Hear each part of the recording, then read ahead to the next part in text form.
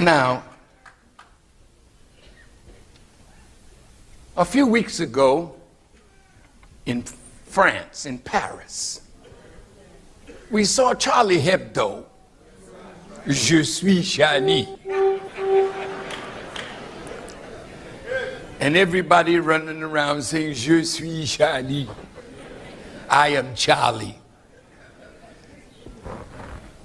But the interesting thing about this phenomena, 17 people were murdered. Absolutely terror.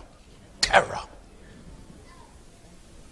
And 40 heads of state gathered in Paris, arm in arm like it was Dr. King and the boys, marching for justice. So I had a caption, welcome to hell. March right on into hell, France, England, Israel. March into hell, Italy, Germany, Belgium. Oh man, how are you terrorized today? Only 17 people dead. ISIS got 30,000, they say, members, and you are terrified? What do you see coming? See, oh, that's why I love Elijah Muhammad, because we know what's coming. And we know why you're terrified. Because what you put out, you didn't hear me. What you put out, now is coming back to you. See, the Jesus that I know, he said, those who live by the sword don't die by protest.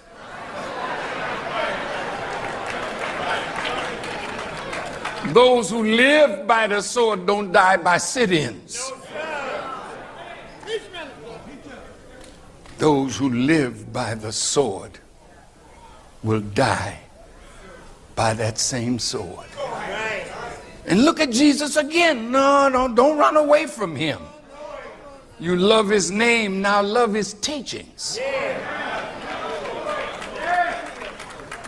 He says, sow the wind and reap what?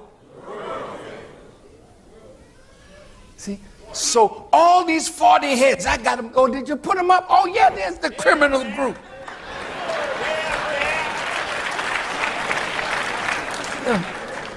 Say, march into hell. Because that's where you headed. Because of not Hebdo, but what you've done. You represent the wickedness of your predecessors. Now I'm going to talk about your evil to justify what's coming to you. And I'll give you a way to get out of it. I doubt if you're going to take it. But look at this. Sympathetic criminals. Sympathizing with how 17 deaths have terrorized them. What is casting terror into your hearts? And then you said, this is going to continue.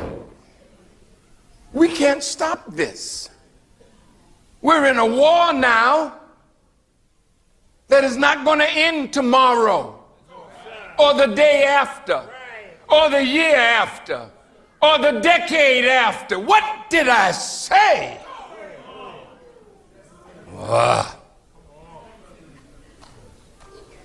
This is the millennium of the presence of God.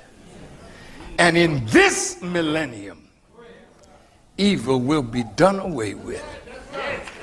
The wicked shall not exist anymore.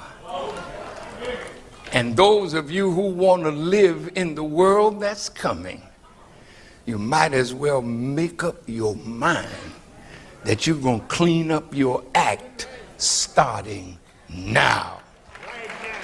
You can't talk Jesus now.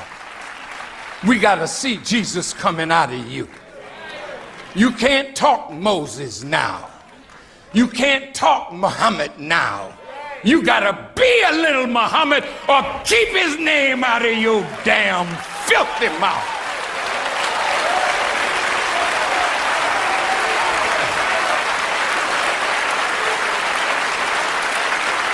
Now, see, I make my prayers. Good for you. I'm very dutiful. I fast in the month of Ramadan. Yeah, but that's not the only principle of righteousness. Fasting is for you.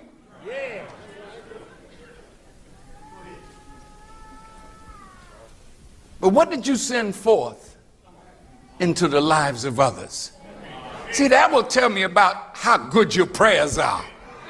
I don't give a damn about how righteous we think we are because we don't miss prayers. But if you're wrongdoers and you do unto others which you don't want nobody to do back unto you, then get back down on your prayer rug and get up and make up your mind you're going to do unto others better than what you have been doing.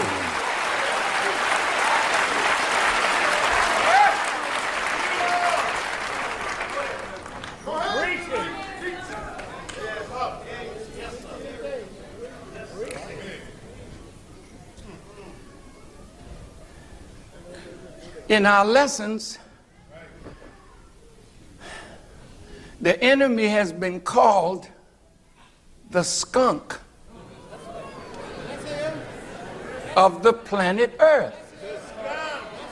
Skunk. Oh, that's a tough name.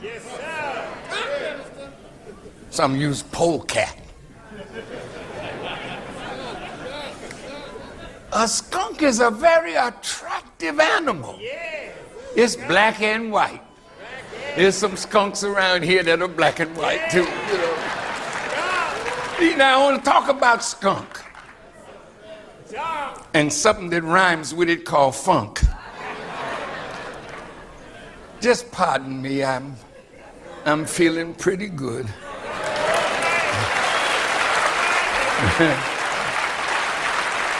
Now look, put the map up of Europe and America. Come on. You got it up? Oh, he's still crying for justice.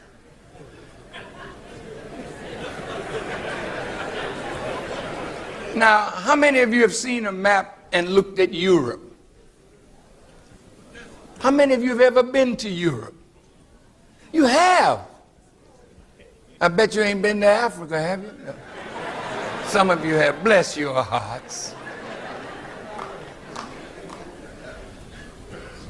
Oh, he's still seeking justice. Well,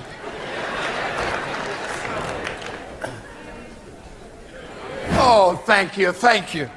Did you give me one of them things? Oh, this is it. I think this is it. I just squeeze this and I get a laser. Oh, yeah, yeah.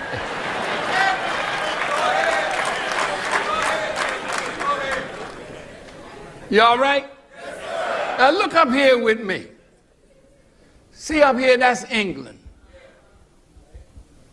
Little old tiny place that used to boast that the sun never sets on the British Empire. Now think about these Caucasians. That little island hardly produces anything. Have you been to London? You know, I can't go.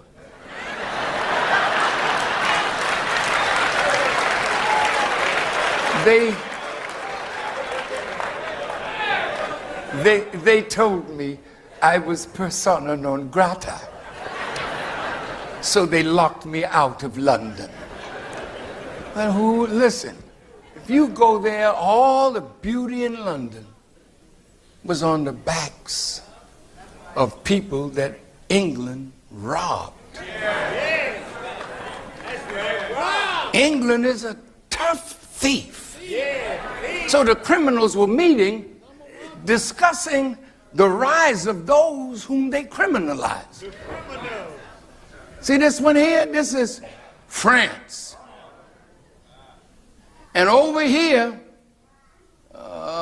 is Spain and Portugal. Them two, they got wealthy too. This is Italy. Then you have Germany. Italy, Germany, Belgium up in here, Holland, the Dutch, the Danish. All these are Caucasians. Now, you Muslims, remember now, all this devilishment was confined in Europe. 300-year war, 100-year war, First World War, that's all Europe went to war. And then they went to war to carve up Africa. We'll get to that.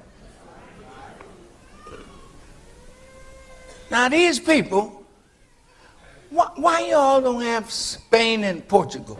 You got them halfway. All right, well, I'll deal with half of it. Now, in Spain and Portugal, members of the Jewish faith, when the Inquisition started, they were told they had to come out of being Jews or die. So some may have become Christians, but never gave up who they really are. Others fled into the Caribbean. Let me put the Caribbean up here. Oh, my Lord. Right. Hey. Put the map back, Chief. Little problem in the control booth, but you know what? ISIS may be in the house.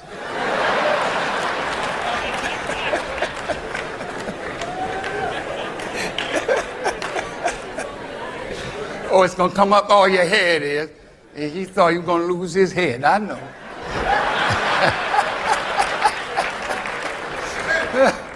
Okay. Now, in this area, Spain and Portugal, the Inquisitions. So many Jews left here and went here into the Caribbean, into Brazil. This is Brazil. Okay? And other parts of South America. Now, in the Talmud, see, the Jewish people, they are magnificent. When they are right, and they're magnificent in wrong.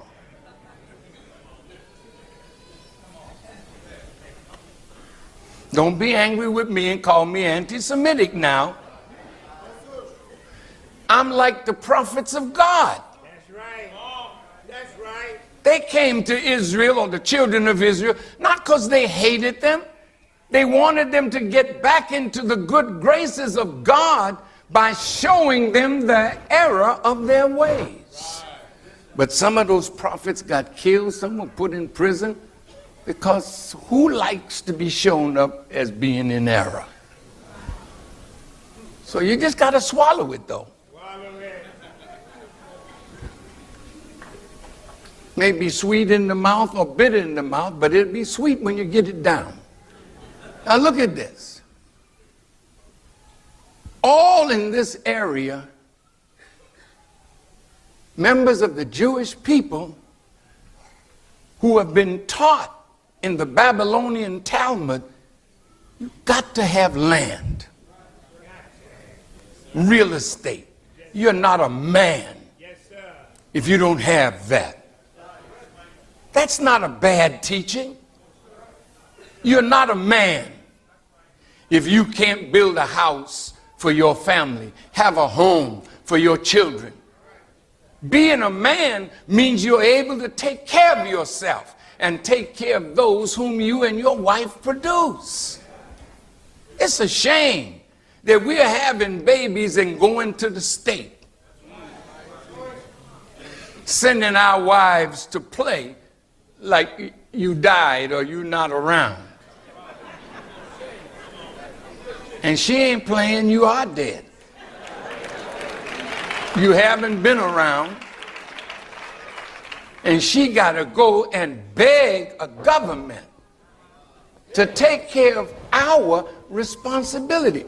What kind of thing is that? How can anybody respect a man who goes around making babies because sexually you feel macho? You're in the gym and you silly women. He come to you with the big muscles. I'm going to make it real plain.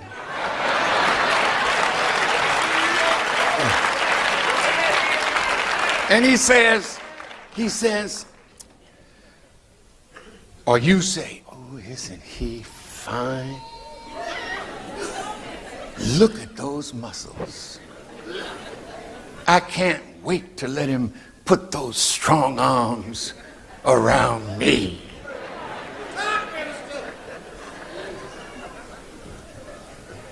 But after he strong-armed you,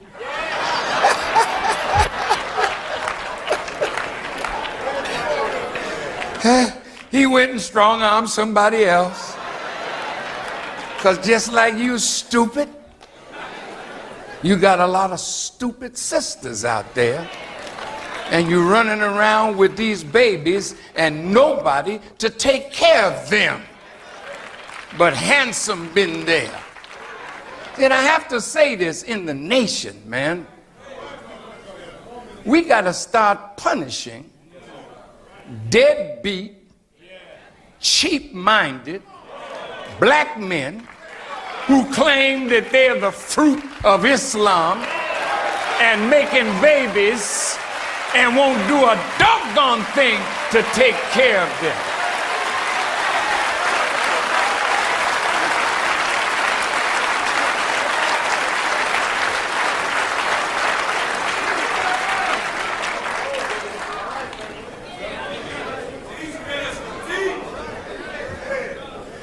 Now look at this. England came out of that little place and has germinated countries all over the world. Now I want you to look at the countries that speak English.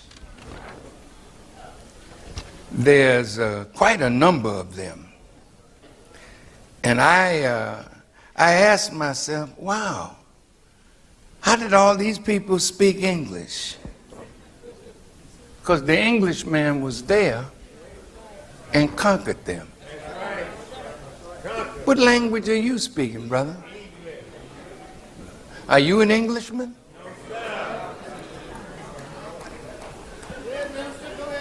You're not an Englishman? So somebody had our mothers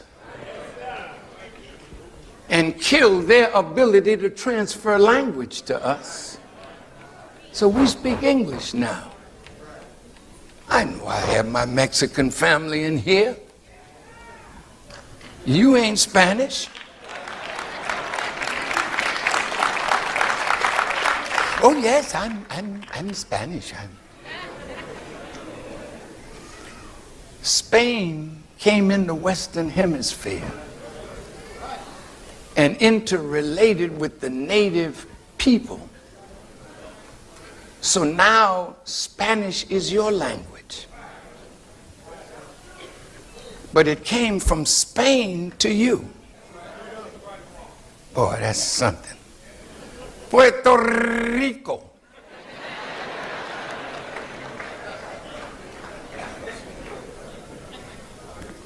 You ain't Spanish.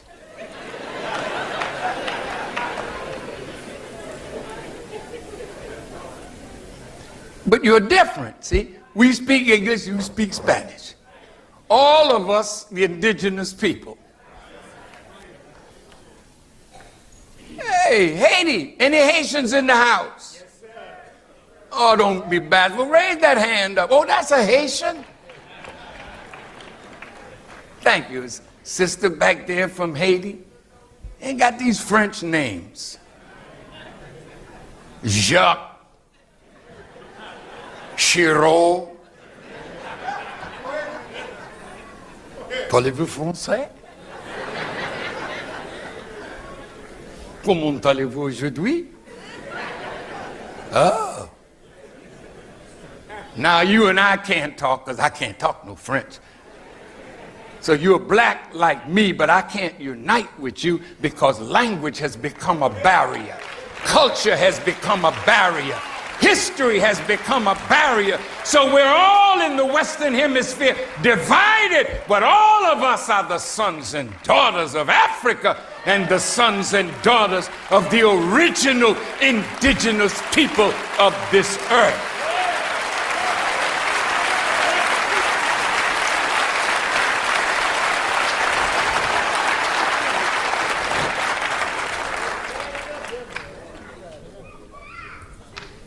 Bear with me. Pardon me? Okay. My son said my forehead is getting sweaty. Let me tell you something. I've been laboring over this subject. And I ain't lying. I didn't think. But all that I had to say, I just wanted God to give me the things that I should say to help you to understand Elijah Muhammad, understand us, understand yourself.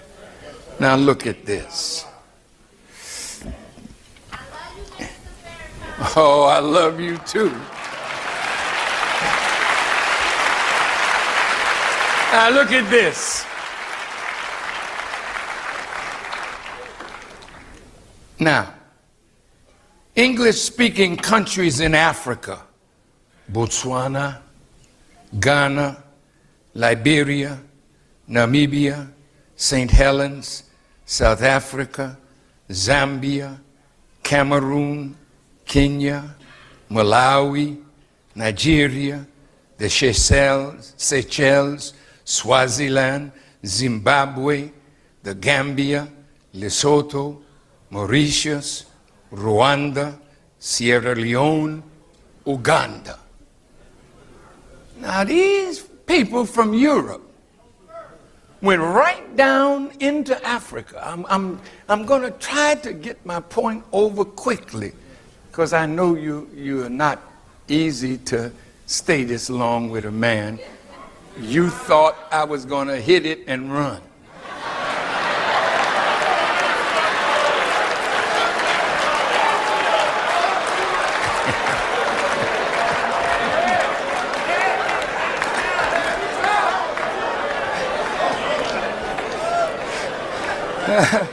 I'm going to stay a while with you. Not too long, but long enough to accomplish the goal. Now, these people went into all these countries and took the wealth of these countries for themselves. Africa today is enslaved more than it was in the past.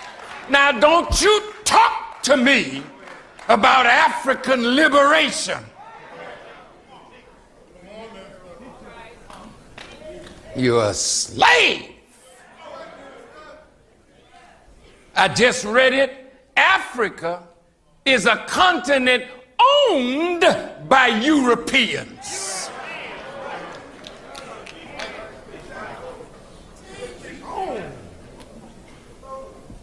Now, wait a minute. I want you to see something. How long has Ghana had her independence, Brother Akbar? since 1957. Nigeria, 1960. It's 2015. How in the hell could Africa have independence and is owned by Europeans? You can't prove me wrong. You may not want to hear the conclusion of what I'm going to say. But we have come to the day of decision. What are you going to do today and tomorrow to provide a future for your wives, your children, and your grandchildren? All right, that's English speaking. Well, some of you in the Caribbean, they speak English in Canada, in Anguilla, Barbados, Dominica, Jamaica, Trinidad and Tobago, Antigua and Barbuda, Belize, Grenada or Grenada, St. Kitts and Nevis, U.S. Virgin Islands, Bahamas, Cayman Islands, Guyana, St. Lucia, and the British Virgin Islands. See, they're all down there now. Yes, sir. And where's the wealth of the Caribbean? It's back in England. You made London rich. And when you got your independence from the cane sugar, from the cotton, then they destroyed the industries. When they left you struggling. And today you're still struggling. Now, I want to say something to the reparations movement. I'm not going to sit around no more talking with you about reparations, because that's just a feel-good masturbation session. I'm going to put it to you. I'm not going to join you anymore in your sickness. You go to college and you get a law degree, and you think that because you know the law, you can bring the law to bear on white America and England and France and Germany, and they will bow because you got the truth in your hand. You are a fool. You cannot change the enemy with truth.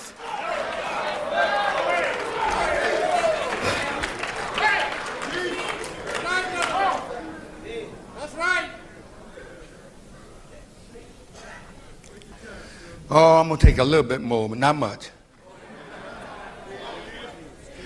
Man, they speak in English in Australia, in Fiji, the Marshall Islands, New Zealand, Palau, the Solomon Islands, Vanuatu, American Samoa, Guam, Micronesia, Niue, Pitcairn, Tonga, Cook Islands, Kiribati, Nauru, Northern Mariana Islands, Samoa, and Tuvalu. Little islands in the Pacific. Their wealth sucked from them by England. Y'all all right? Yes, sir. All right.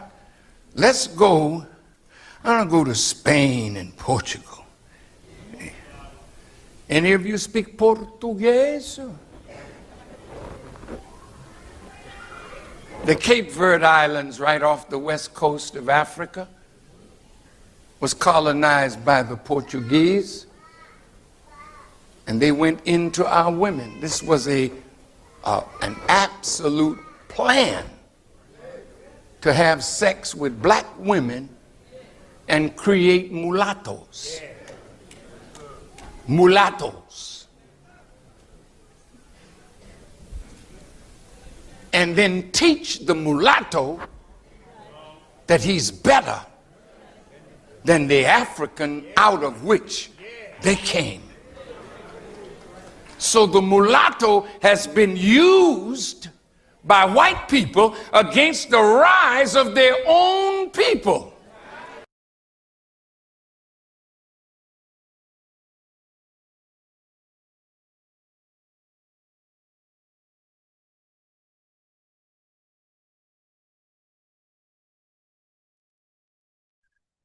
In the name of Allah, the Beneficent, the Most Merciful, I bear witness that there is no God but Allah, and I bear witness that Muhammad is his servant and messenger.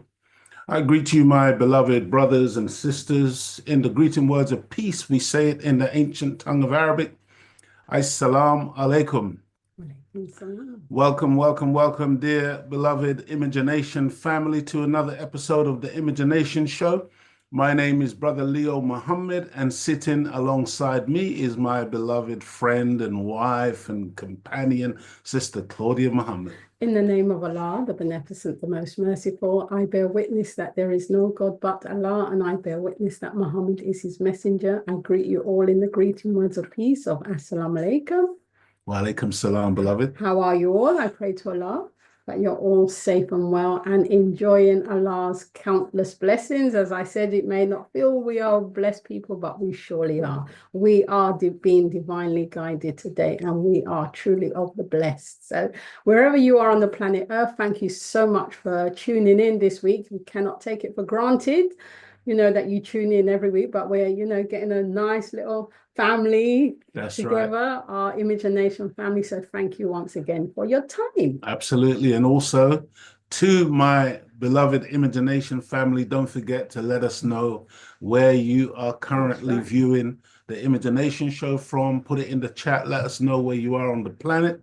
Also, at this time, as always, we like to remind you to call a friend, a loved one, somebody that you care about. Let them know about the Imagination Show. Send them a text. Let them know that Imagination, send them the link. Imagination is live and direct right now on Zoom and also on YouTube, and that they should tune in. Also, beloved family, please don't forget, I can see, quite a number of people on here at the present time, but the likes are very limited. So hit that like button. Also, don't forget to subscribe and share the Imagination Show with those in your own networks. Dear family, in the UK, when I was out earlier on, Claudia, it was absolutely chucking it down. Weather. You've just come in, I'm not sure. No, has it stopped raining? Yeah. Okay. It was very heavy rain whilst I was out there. They've declared another storm for tomorrow, apparently. I can't remember the name that they've given to it. It's a strange name. Yeah, it's a kind of strange sounding name, but they are predicting another storm beginning tomorrow, I believe, in the UK. But, there is a storm brewing, dear family, and it's not just weather, okay? Right. And we just need to be aware of the time and what must be done. We need to be aware that that the Almighty God, Allah, is involved in the affairs of human beings today. We need to be aware that the day and time of prophecy is over, that prophecy is being fulfilled as we speak, and that we are all wrapped up in this drama that is currently unfolding. We cannot afford to go to sleep. We cannot afford to believe that we are not involved. So we need to be informed. We need to have the knowledge of self. We need to have the knowledge of the enemy. We can no longer afford to be fooled by an enemy who uses deception, tricks, and lies in order to keep the people ignorant. The scripture says, my people are destroyed for the lack of knowledge. So what does that say? We have to gain the knowledge. We must know. We cannot even just claim today to be believers. We have to become knowers. We have to know for a fact, because when you know what you're standing on as a foundation, you have solid ground. Right. And so, dear family, this is what the Imagination Show is all about. It is about informing the people about that which they need to know. Almighty God Allah is not to come. Almighty God Allah has come. okay? And he has raised men up for us today. Right. And we are to take note of what they guide us toward, what they tell us to stay away from. And if we would do that, we can be preserved, we can be saved, we can get through the dark hour, which is coming on our planet at this time. And so, beloved family, I hope you've all seen what the title of our show is today. If you haven't, that's going to be coming up in a second. And as always, you know, I say, I do pray to Allah before these shows. I don't take it for granted. I pray to Allah that He will bless me to be able to convey That's right.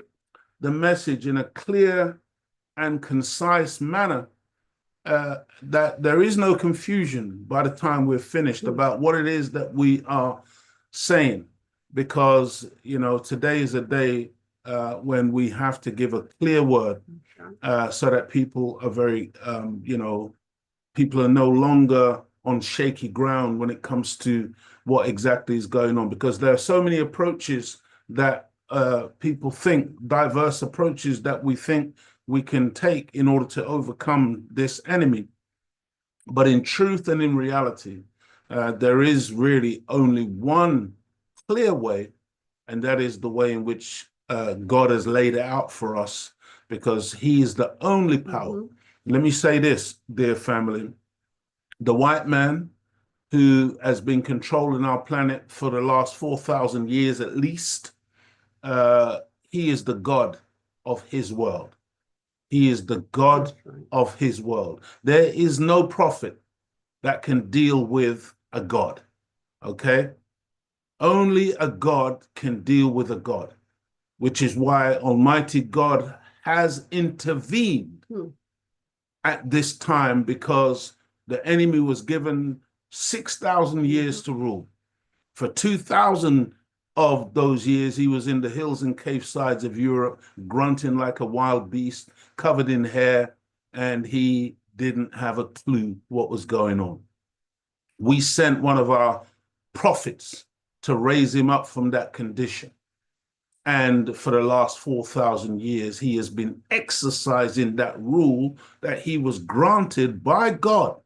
But now his time is up. And only a God can take care of another God.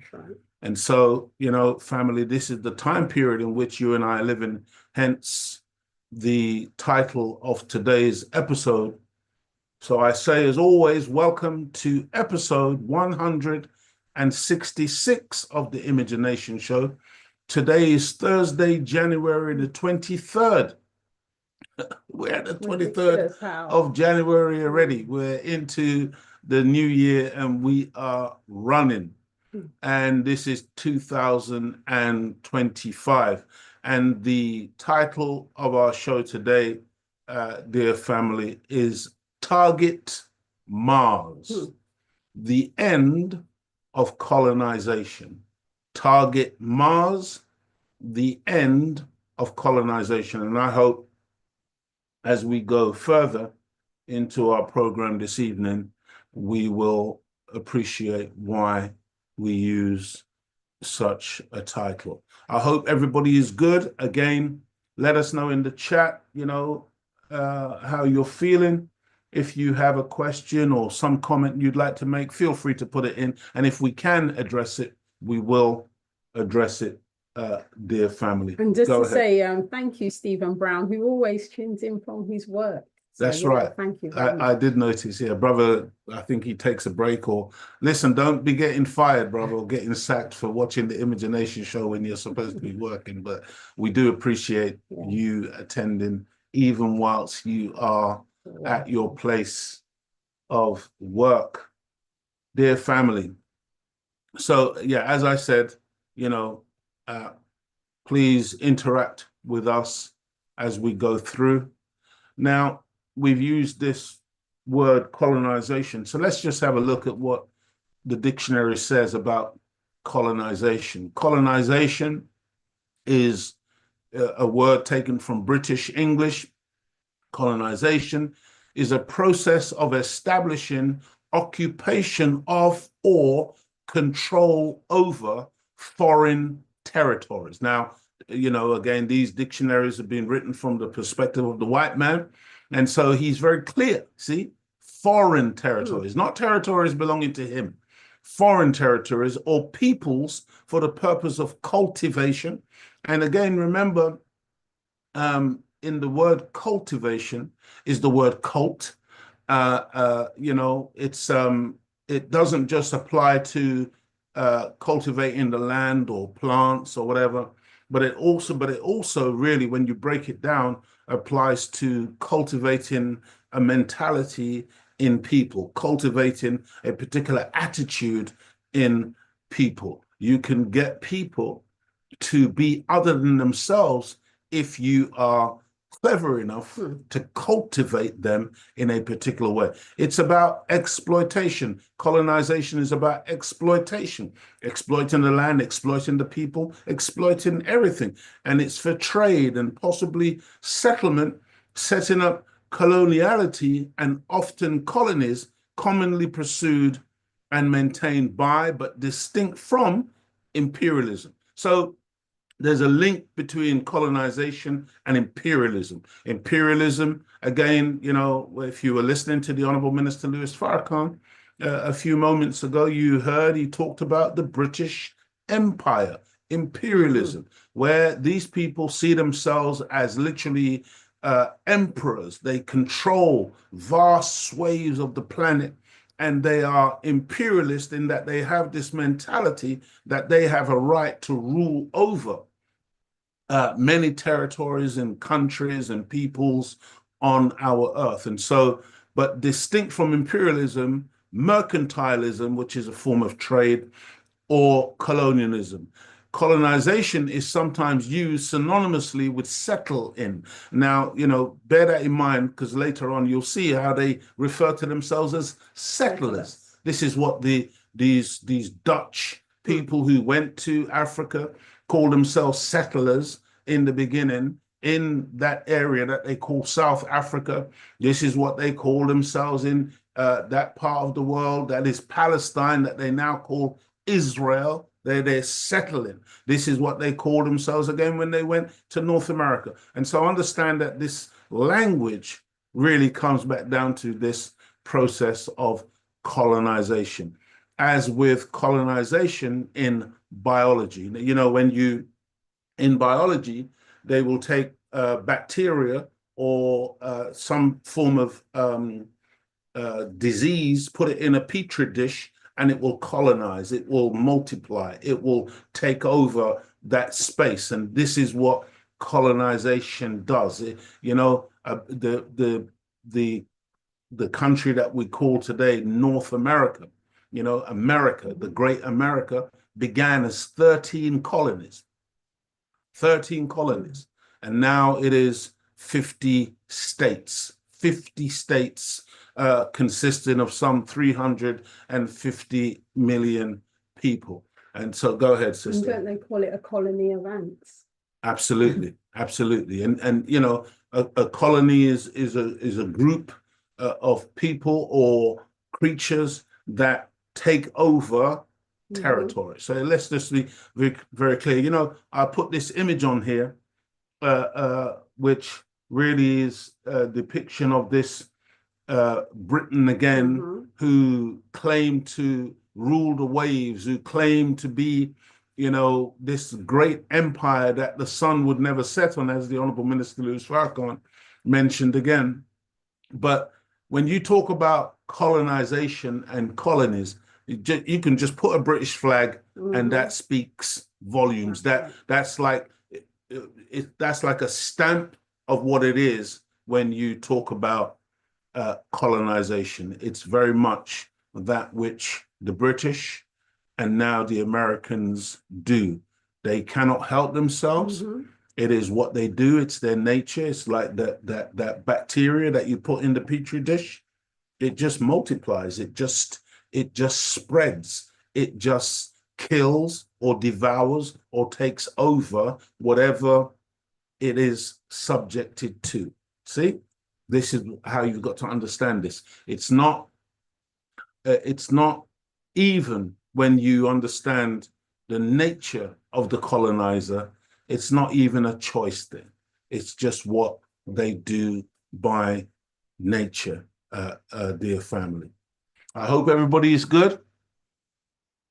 And as I said, I'm going to try to be as clear as possible this evening without staying for a very, very long time, inshallah. Dear family, the whole world is excited, with some fearful, while others are overjoyed at the return of Donald J. Trump to the White House and the presidency of the United States of America.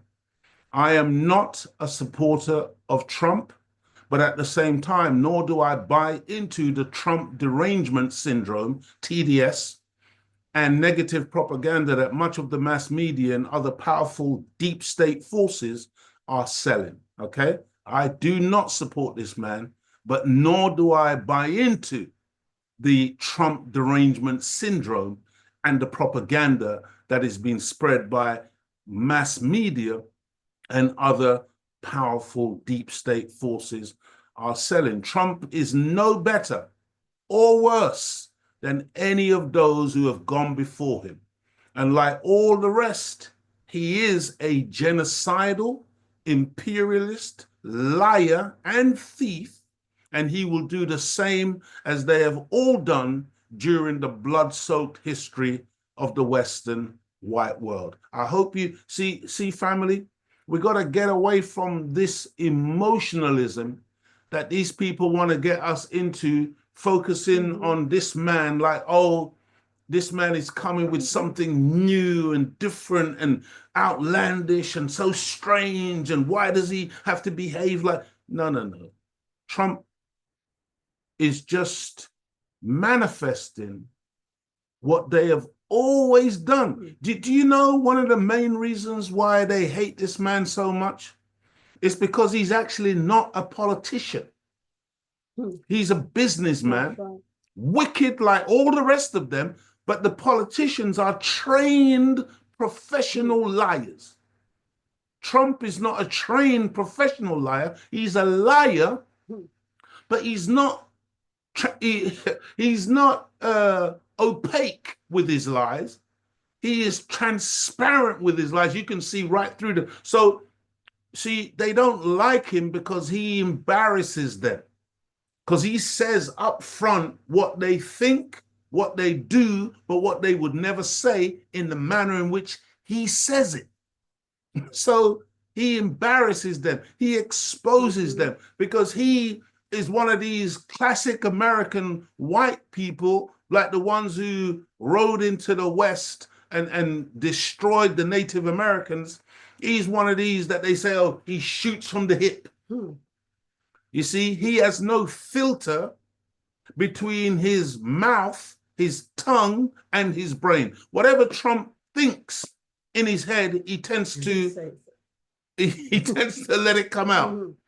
And therefore, he is not as polished a liar as they are used to, and they don't like him. And then the other thing about him is that he is this character who doesn't like to be controlled. He doesn't like to be told what he can or can't do, because he is a self-made billionaire who is a property developer who has been successful in his own right even prior to running for office or going into that White House. And so because he has that kind of independent trait about him, again, he is maverick. He is like a thorn in the side of those who are the deep state, who are the ones behind the scenes who control all the presidents. And don't mistake what I'm saying. You know, he may think that he is in control, but they still have levers by which they can control the vast majority of what this man thinks that he can do. Dear family, I pray that you are able to follow what we're saying today, because, you know, I see our people just falling for the hype, getting all excited, fearful, you know, some of us overjoyed, like, oh, Trump is going to do something and change something for our benefit. No, come on, family. You know, I was thinking that maybe Trump might be that Pharaoh who has to deal with the man of God. Maybe, who knows? We will see how the next 4 years, if this Western world even has 4 years. I heard the Honorable Minister Louis Farrakhan say in the before his first term in office, before Trump's first term in office, that he will take us to hell on a rocket ship. And understand how merciful God is. He will cause his man to speak such words way in advance of it happening. Who could have predicted that Trump would be, you know, discarded, lose a presidency race, and then come back 4 years later and reoccupy that space? And so, according to Trump, you know, God saved his life for a reason. What reason? Dear family, I just want us to think today. I want you to listen very carefully to some of the words that this man uses, because there is tremendous significance in much of what he says. All illegal entry will immediately be halted, and we will begin the process of returning millions and millions of criminal aliens back to the places from which they came. We will reinstate my Remain in Mexico policy. So I hope you heard that. He's talking about, you know, the returning or deportation of so-called aliens. Remember the connotation with the word alien, and bear in mind that, you know, Trump, his ancestors are from Germany. All these white people, they were aliens who invaded that land and took that land over, colonized that land, starting with their 13 colonies. And now they have the audacity to be referring to other people, some of them who, if they're coming from Mexico and places like that, many of these people were indigenous in the first place to that land. So they're only trying to get back into what rightfully belongs to them. But through conquest, now the white man controls the territory, and he is now talking about deporting and getting rid of these people. You know, every nation has a right to control its borders, its territory, or whatever. But at the same time, if you gotta know the history, you got to know the origin of how they came to be in control in order to be making such bold pronouncements and statements today. They came. We will reinstate my Remain in Mexico policy. The United States will once again consider itself a growing nation, one that increases our wealth, expands our territory. The United States will once again consider itself a growing nation, increases its wealth, and expands our territory. What do you mean, expand your territory? I thought you had fixed borders. But remember, dear family, this man has the same instincts of all of his predecessors, all of his ancestors, of territorial gain, of colonization, of taking other people's lands. Trump is talking about taking over Greenland. Trump is talking about taking over the Panama Canal. Trump is talking about taking over Canada, referring to Canada as the 51st state. Trudeau, who was the prime minister of Canada, went to see Trump, and then very not long after resigned. from his position at the head of the Canadian government.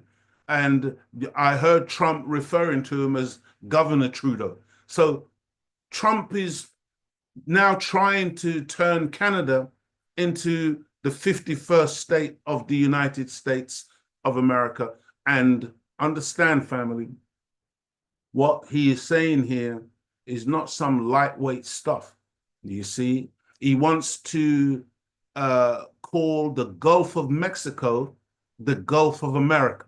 This is, and again, whether he achieves these things or not, the fact is that this is the mentality of an imperialist, the mentality of a colonizer, the mentality of one who is so big with pride that they actually believe that they have the authority to make claims on other people's property. I just want you to appreciate and think about what is being said here, family.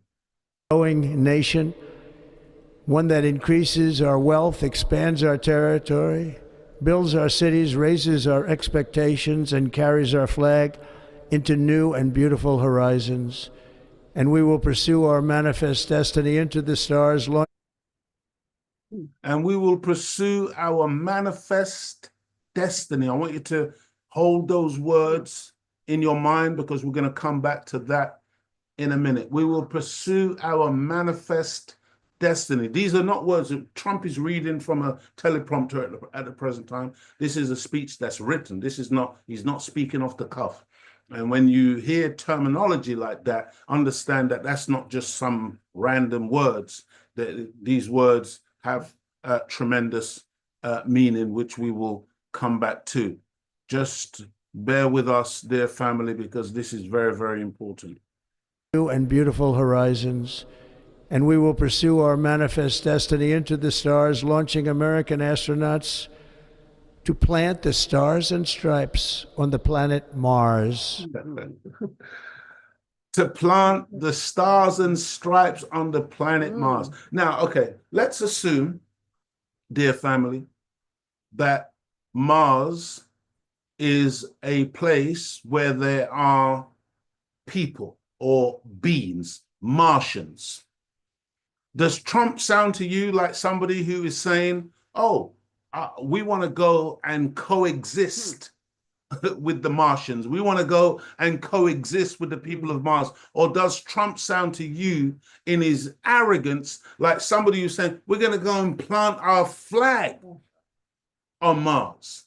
See, because this is the mentality. This is the mentality that they had when they went to Africa. This was the mentality that they had when they went into the Indian subcontinent. This is the mentality that they had when they went into the Caribbean, wherever they've gone on the planet. Now, not only are they not satisfied with what they've done on planet Earth, now Trump is projecting that they're going to go as far as Mars in order to colonize that. In fact, I saw Elon Musk, I'm sure it was him that I saw wearing a t-shirt which literally said colonize Mars. You see, this is a mentality, dear family. It's not about coexistence. It's not about even if you had those aspirations, you would imagine that the person would have enough humility to think, well, if we were to go into space and we were to meet, other species or beings or people or whatever the identity of the other creatures, living people or whatever, you find that you would want to have peaceful coexistence. No, they're not thinking like that, dear family. It's about conquest. It's about planting our flag on Mars. These people are some sick people, dear brothers and sisters, and we need to listen very carefully when they talk, especially Trump, because he reveals all the secrets. Destiny into the stars, launching American astronauts to plant the stars and stripes on the planet Mars. A short time from now, we are going to be changing the name of the Gulf of Mexico to the Gulf of America. And above all, China is operating the Panama Canal, and we didn't give it to China, we gave it to Panama.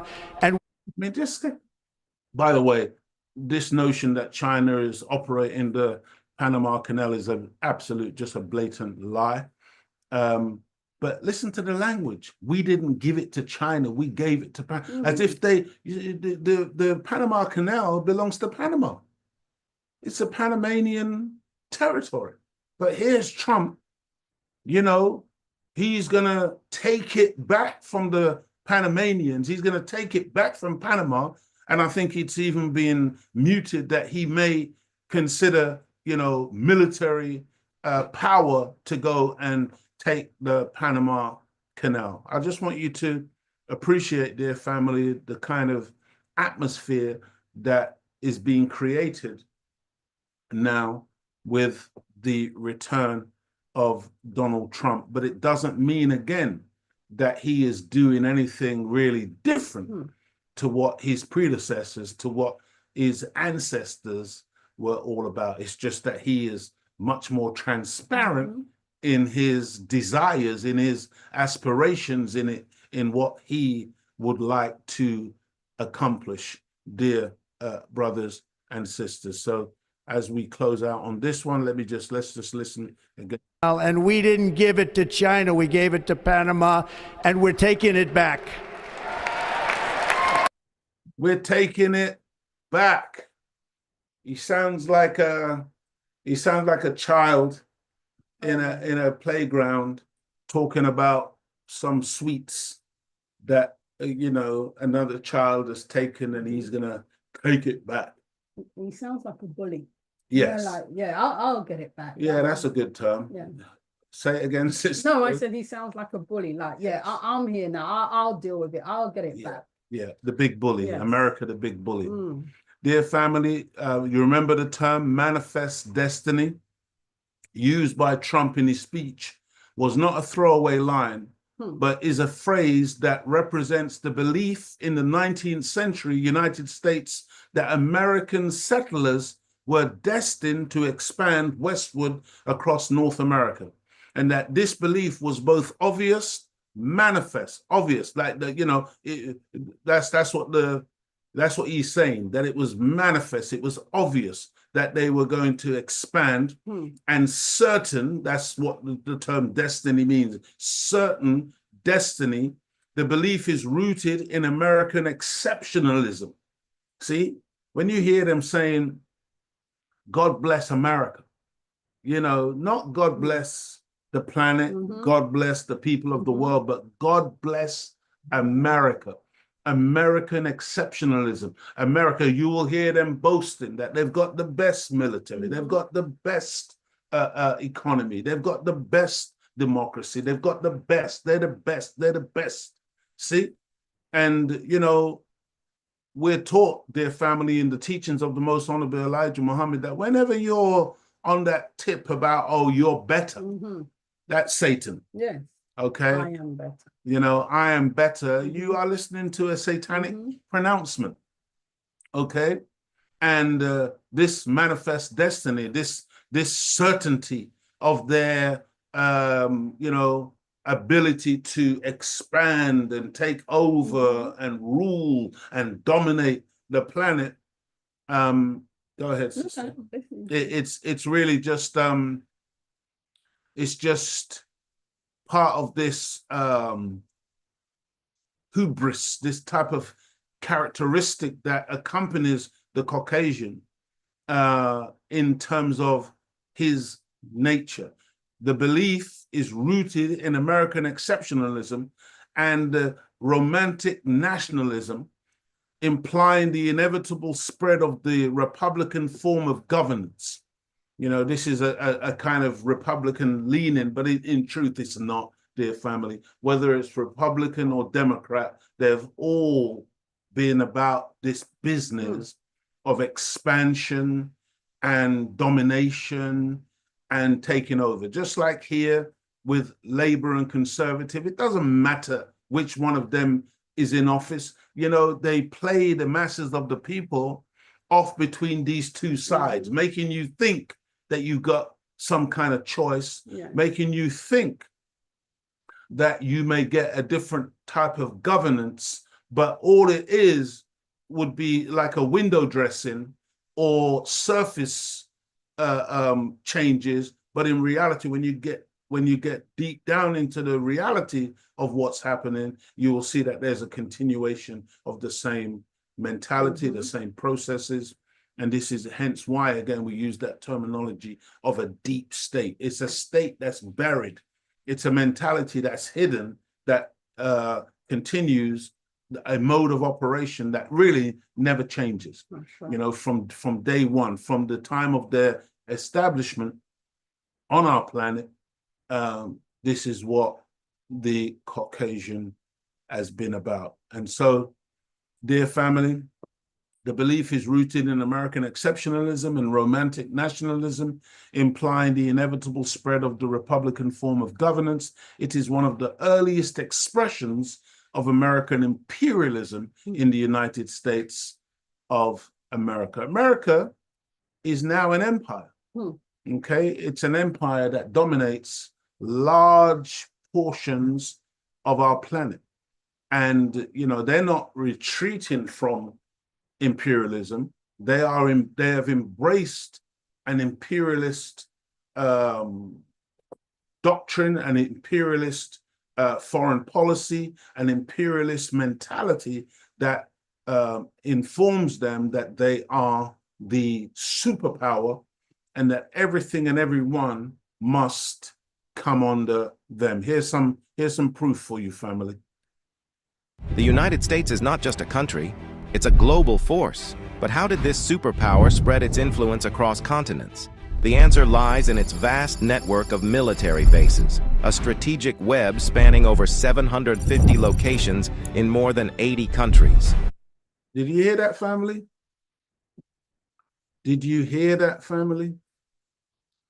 I just want you to think, because right now on the planet, the only other country that, according to all of the political commentators and even the military analysts, the only other country that they claim has some type of ability to rival North America is China.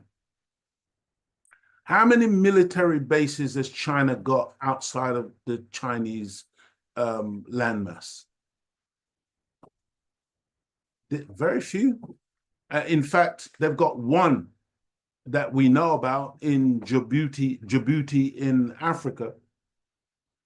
But just think about that. Think about their next rival and how many bases has America got around the world? 750. And that's just the ones that we know about, because there are many what's called black sites, secret bases, and cells that they've got planted in other people's countries, spy networks in other people's countries that literally nobody knows about, because these are established by the CIA and other secret entities operated by the Americans. But just think about that type of mentality where you feel that you can justify having over 750 military establishments in over 80 other countries on the planet. I mean, does that seem like a normal situation to you, brothers and sisters, family? Does that, why is it that we accept this as being something normal and don't realize what you're dealing with when you are looking at America, when you're looking at Britain, you see? Because if we fail to appreciate what that means, and we think, oh, that's normal, they're entitled to do this. I want you to reverse the situation. I want you to imagine it's China with 750 military bases pepper in America, pepper in the Caribbean, pepper in all these other nations, pepper in Europe. What would you think about that? I went, okay, let's forget China. Let's imagine it's an African country that's got 750 bases all over the Western world, all over America, all over Britain. And everywhere you look, the African military is on your land with its, and understand this, you do realize that these military bases, the host countries, they can't go onto those bases. That's American territory in the other person's country. Oh man, I know you don't. I know you're not listening, family. I know you don't get it. They do. Lies in its vast network of military bases, a strategic web spanning over 750 locations in more than 80 countries. These bases are the beating heart of America's military might, extending its reach to every corner of the planet. Today, we'll uncover the locations, the reasons behind their establishment, and their critical role in maintaining U.S. dominance. To understand the significance of these bases, we must go back in history. After World War II, the U.S. emerged as a global superpower. To contain the Soviet Union during the Cold War, the U.S. established bases in Europe, Japan, and South Korea. And by the way, a lot of the narrative, the narration that you're listening to, see, just don't even take too much notice of all of that stuff. Just deal with the facts of the fact that America's got these bases, because what you hear in a lot of the narrative that is put out is justification. It's to make it acceptable. It's to give some type of explanation as to the necessity for these things by pointing the finger at other countries that are potential threats, other countries that need to be contained, other territories that need to be watched, because these other places are dangerous. And so America is really just, they got no choice but to do what they're doing by having all of these bases all over the planet, monitoring and controlling and dominating other people and their lives. You see? So don't fall into the trap of thinking that, all of this narrative, all of this narration that we get accompanying some of these videos, that they have any basis in fact. This is just to justify, really, the unjustifiable. To understand the significance of these bases, we must go back in history. After World War II, the U.S. emerged as a global superpower. To contain the Soviet Union during the Cold War, the U.S. established bases in Europe, Japan, and South Korea. But even after the Cold War ended, these bases remained critical. They became staging grounds for the wars in Iraq, Afghanistan, and beyond. Today, these bases are America's front lines in a world of rising threats. The Middle East is a hotspot for U.S. military activity. Al Udeid Air Base in Qatar and Camp. These bases are front line for rising threats. You see, family, when you are wicked and evil and you go all around the world creating problems and causing trouble, then no wonder you're paranoid that maybe somebody may want to take retribution against you. And so you project onto the other nations and the other people rising threats. But what's a rising threat? Do you understand that just the fact that China is economically rising, in the sense that China has got this tremendous economy now, and that they are doing well, lifting millions of their people out of poverty, that is perceived as a threat to America, because America wants to be the biggest economy, and any other nation that tries to develop an economy that can sustain and grow their own people is a threat, that they don't want nobody to be able to compete with them on an equal level. And so you'll hear them complaining in the economic circles about how unfair it is that Chinese are able to manufacture them. They're able to industrialize on a scale and on a level. You'll hear that, you see all these cheap produce coming from China. This is a threat to them. So you see them attacking Huawei, that company that produces the phones and whatever. You'll see them attacking TikTok because it was produced from China, and you'll see them constantly pointing the finger at any rise in power. Do you understand why they've destroyed so many of these Middle Eastern countries? Do you understand one of the reasons they destroyed Iraq in the manner in which they do? Because Iraq was beginning to now rival some of these European nations in terms of technology, in terms of development, and this is not allowed. You got Israel in that region destroying and pulverizing people's buildings and infrastructure like a wrecking ball, a vandal. But this is not accidental. This is deliberate. What did they say about Vietnam, the Americans? They said, we want to bomb them back into the Stone Age. Because the whole idea is to slow down, to prevent other nations from developing to the degree where they can actually rival, where they can actually compete on an equal level with America and the rest of the Western world. This is not allowed. So your country will be targeted and destroyed. And they will use excuses. They'll say, oh, he's a dictator, or this, or that, or the other, or the women in the country are not allowed to go with their hair out. They come out with all this like they care about women. When in their nations, women are exploited and ill-treated like it's going out of fashion. Oh, man. Do you think anybody's listening, Sister Claudia? Yes, they are. All praise is due to Allah. I really hope so. Today, these bases are America's front lines in a world of rising threats. The Middle East is a hotspot for U.S. military activity. Al Udeid Air Base in Qatar and Camp Arif Jan in Kuwait are vital for protecting oil routes and countering terrorism. Bahrain's naval base ensures the security of the Strait of Hormuz, through which... Protecting oil routes from who? Whose oil is this? Not America's oil. I mean, think about it, family. You know, think about what these people represent. 20% of the world's oil flows. But these bases also draw criticism, as they symbolize U.S. intervention in the region. In the Asia-Pacific, U.S. bases counter China's rise and North Korea's aggression.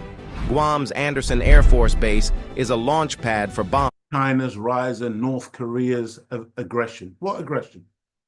North Korea, a country that's been sanctioned, and they've tried to isolate it. They've divided Korea into two, South Korea, North Korea. America has got all of its weapons and bases in South Korea pointing at North Korea. They've divided the country down the middle. They've created this, you know, what's it called? A demarcation zone. It's like a gap between the two countries. You know, and the countries are antagonistic towards one another, but based on the West dividing Koreans against each other. These are the same people. They did the same thing in Ireland. They've done the same thing all over the world. They did the same thing in Turkey and Cyprus and these countries. You know, that's why you have Greek Cypriots and Turkish Cypriots, because they divided the same people into two different entities, one supported by the West and the other one sanctioned and labeled as some kind of pariah to keep them from developing. And as long as they can keep antagonism between the same people, they continue to rule, because they rule out of chaos. Are you listening, family? This is what's going on our planet as we speak. Bases also draw criticism, as they symbolize U.S. intervention in the region. In the Asia-Pacific. Yeah, somebody's helping me out here. Isn't it? P.O.W.E.R design says the demilitarized zone. Demilitarized zone between the two nations. Thank you for that, family. U.S. bases counter China's rise and North Korea's aggression. Guam's Anderson Air Force Base is a launch pad for bombers. Yokosuka Naval Base in Japan ensures dominance in the East China Sea, while Camp Humphreys in South Korea stands as a shield. And do we realize that, like, say, that base in Japan, do you understand that many of the Japanese civilians are saying to the Americans, get out, we don't want you here? But it's the Japanese government that has been compromised to the degree where they are forced to have the Americans in their country, but the vast majority of the population don't really want the Americans there. And while the Americans are there, they run roughshod over the sovereignty of that nation. They commit all kinds of crimes. They do all kinds of evil. Japanese women get raped. All kinds of stuff happens. And the Japanese can't bring any prosecutional charges against those Americans. The Americans have to take care of all of that themselves in-house, which means absolutely nothing, no justice. And that's the same in all of these countries that they occupy. If you remember, a few years ago, there was the American woman who turned out to be a spy in this country, in the UK, who knocked over a young boy off his motorbike and killed him, and then she fled the country. And, you know, it was a big diplomatic embarrassment between the British and the Americans, because Britain and America is one and the same. But there was nothing really that the British could do about this woman in terms of having her extradited or anything like that. Eventually, they worked out some little compromise between them because they're the same people, dear family. But understand, you know, this is the world in which we live. Against Pyongyang. These bases are essential for projecting power in the Indo-Pacific. These bases form the foundation of America's global dominance. But this strategy is not without challenges. Maintaining these bases. Global dominance, okay? Hegemony, global dominance. $800 billion a year it cost the military-industrial complex of America to run all of this. And then this is why you see, when you look at some of the cities in America, I was in Detroit last year, was it last year? And my God, you know, parts of the city is like a ghost town. The places, the infrastructure just falling apart, just a real mess. You see, while they can spend all these billions on weapons, you know, and destroying other people's nations while their own nation is falling apart, crumbling. The roads and bridges and all kinds of infrastructural problem, because their focus is on imperialism. Their focus is on colonization. Their focus is on the destruction of other nations, while their own nation, because they spend so much of their money on these things, their own nation is falling apart. Costs over $800 billion annually and creates political tensions in host countries. With new powers like China and Russia rising, the U.S. faces tough questions. Can it sustain its role as a global policeman, or will this vast network of bases become a liability in the future? Can it sustain its role as a global policeman? You know, just think about that. Who gives you the authority to police the world, to police the planet? Okay, you can police the world because the world is yours. As Scarface said in the gangster movie, the world is yours, the world is mine. Yeah, your world, it's the world that you have built. But to police the planet, to dominate and to control the peoples of the planet? No, beloved, that day is over. That day is up. The colonization, it's the end of colonization. And you're targeting Mars, it's just not going to happen for you, I'm afraid, you see. And, you know, colonization is really a thing of the past, even though with the coming of Donald Trump, he is once again talking that language. In the fall of America, which is the monumental publication of the Most Honorable Elijah Muhammad in the Fall of America on page 192. Is that what you're looking at? Yeah. Look at that. See? Praise be to Allah. Wow. In the Fall of America on page 192, the Most Honorable Elijah Muhammad writes, America and her people have lived so rich and so joyfully in wickedness, murder, robbery, and hatred of one another until it has hardened their hearts so much they are made to think that they can make friends and live on with those upon whom they have had no mercy. I really want you to think about this, family.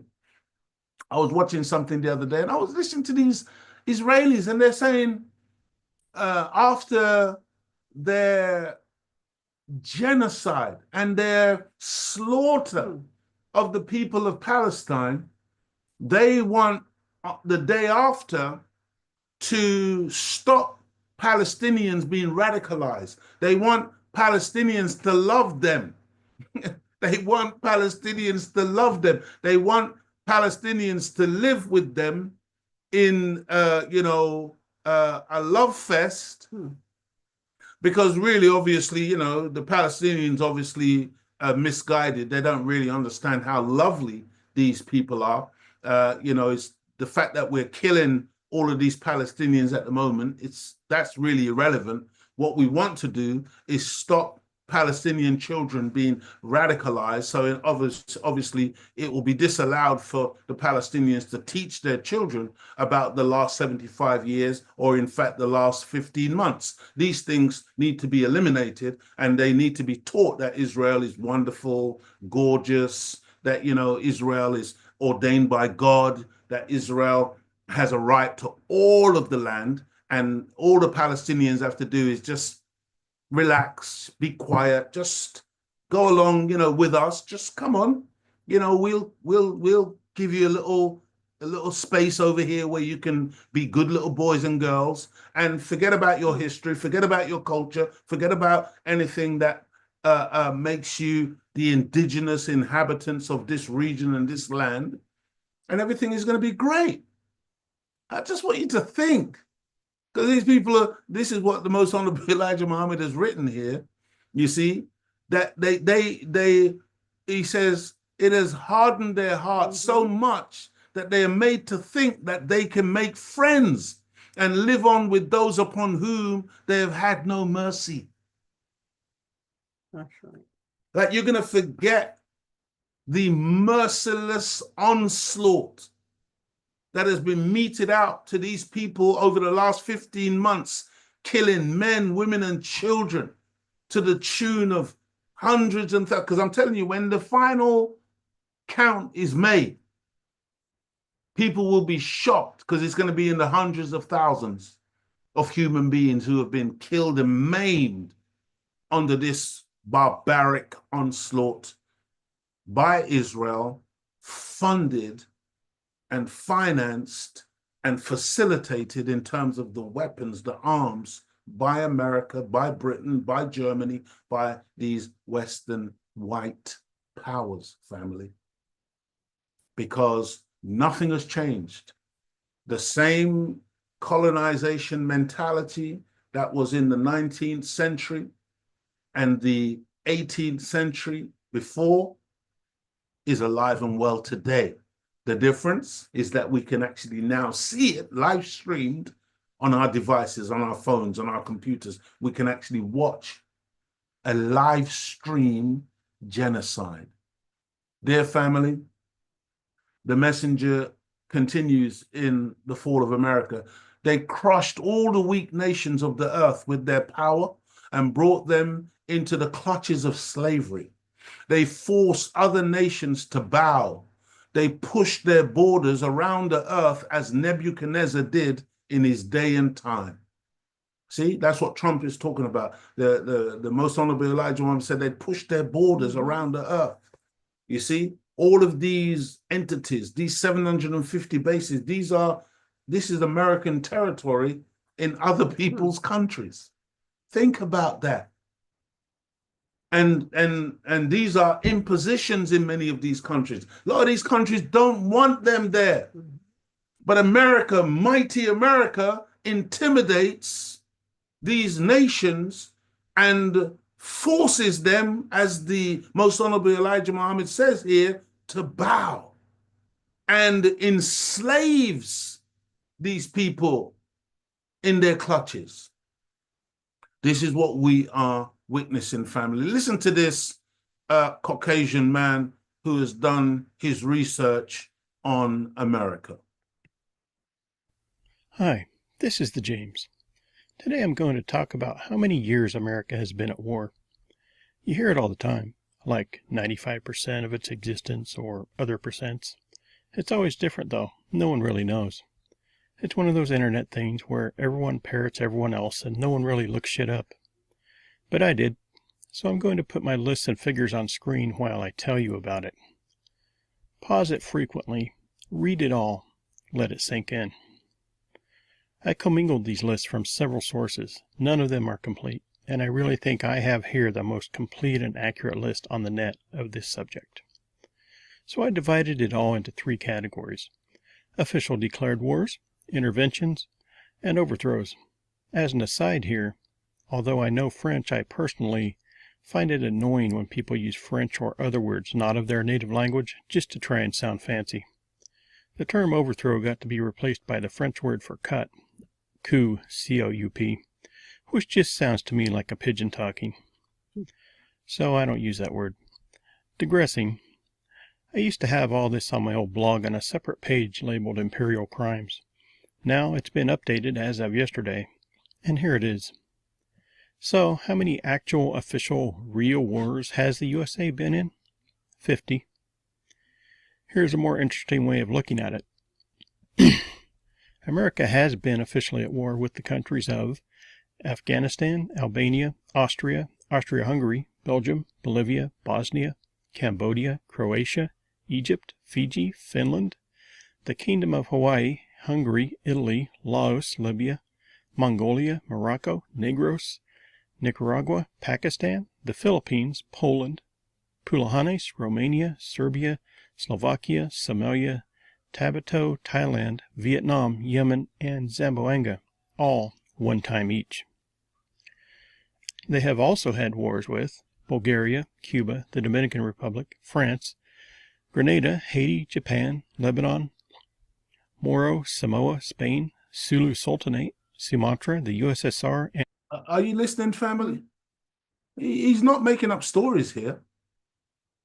This is America and all of the wars that it's waged on this planet against all of these nations. And not just wars, but as he said, he don't like to use the word coup. He said it sounds like a pigeon talking, but, you know, coups and all kinds of assassinations, and it just goes on and on and on. This is a very, very evil entity in its mentality of domination and colonization. You see? Please listen, family. Yugoslavia, all twice apiece. There have been wars with China, Iraq, Korea, and/or North Korea, and the Ottoman Empire, 3 times each. There were also 7 wars with Germany and 8 with Mexico. America has committed other military actions that were not declared wars, such as landings, bombings, occupations, and other military interventions against the following nations: Angola, Argentina, Egypt, Greece, Lebanon, Oman, Samoa, Somalia, Spain, Turkey, Uruguay, Vietnam, the Virgin Islands when independent, and Zaire, all once each. Afghanistan, Albania, Cambodia, El Salvador, Haiti, Indonesia, Korea, Laos, Macedonia, Puerto Rico when independent, Sudan, and Syria, all twice apiece.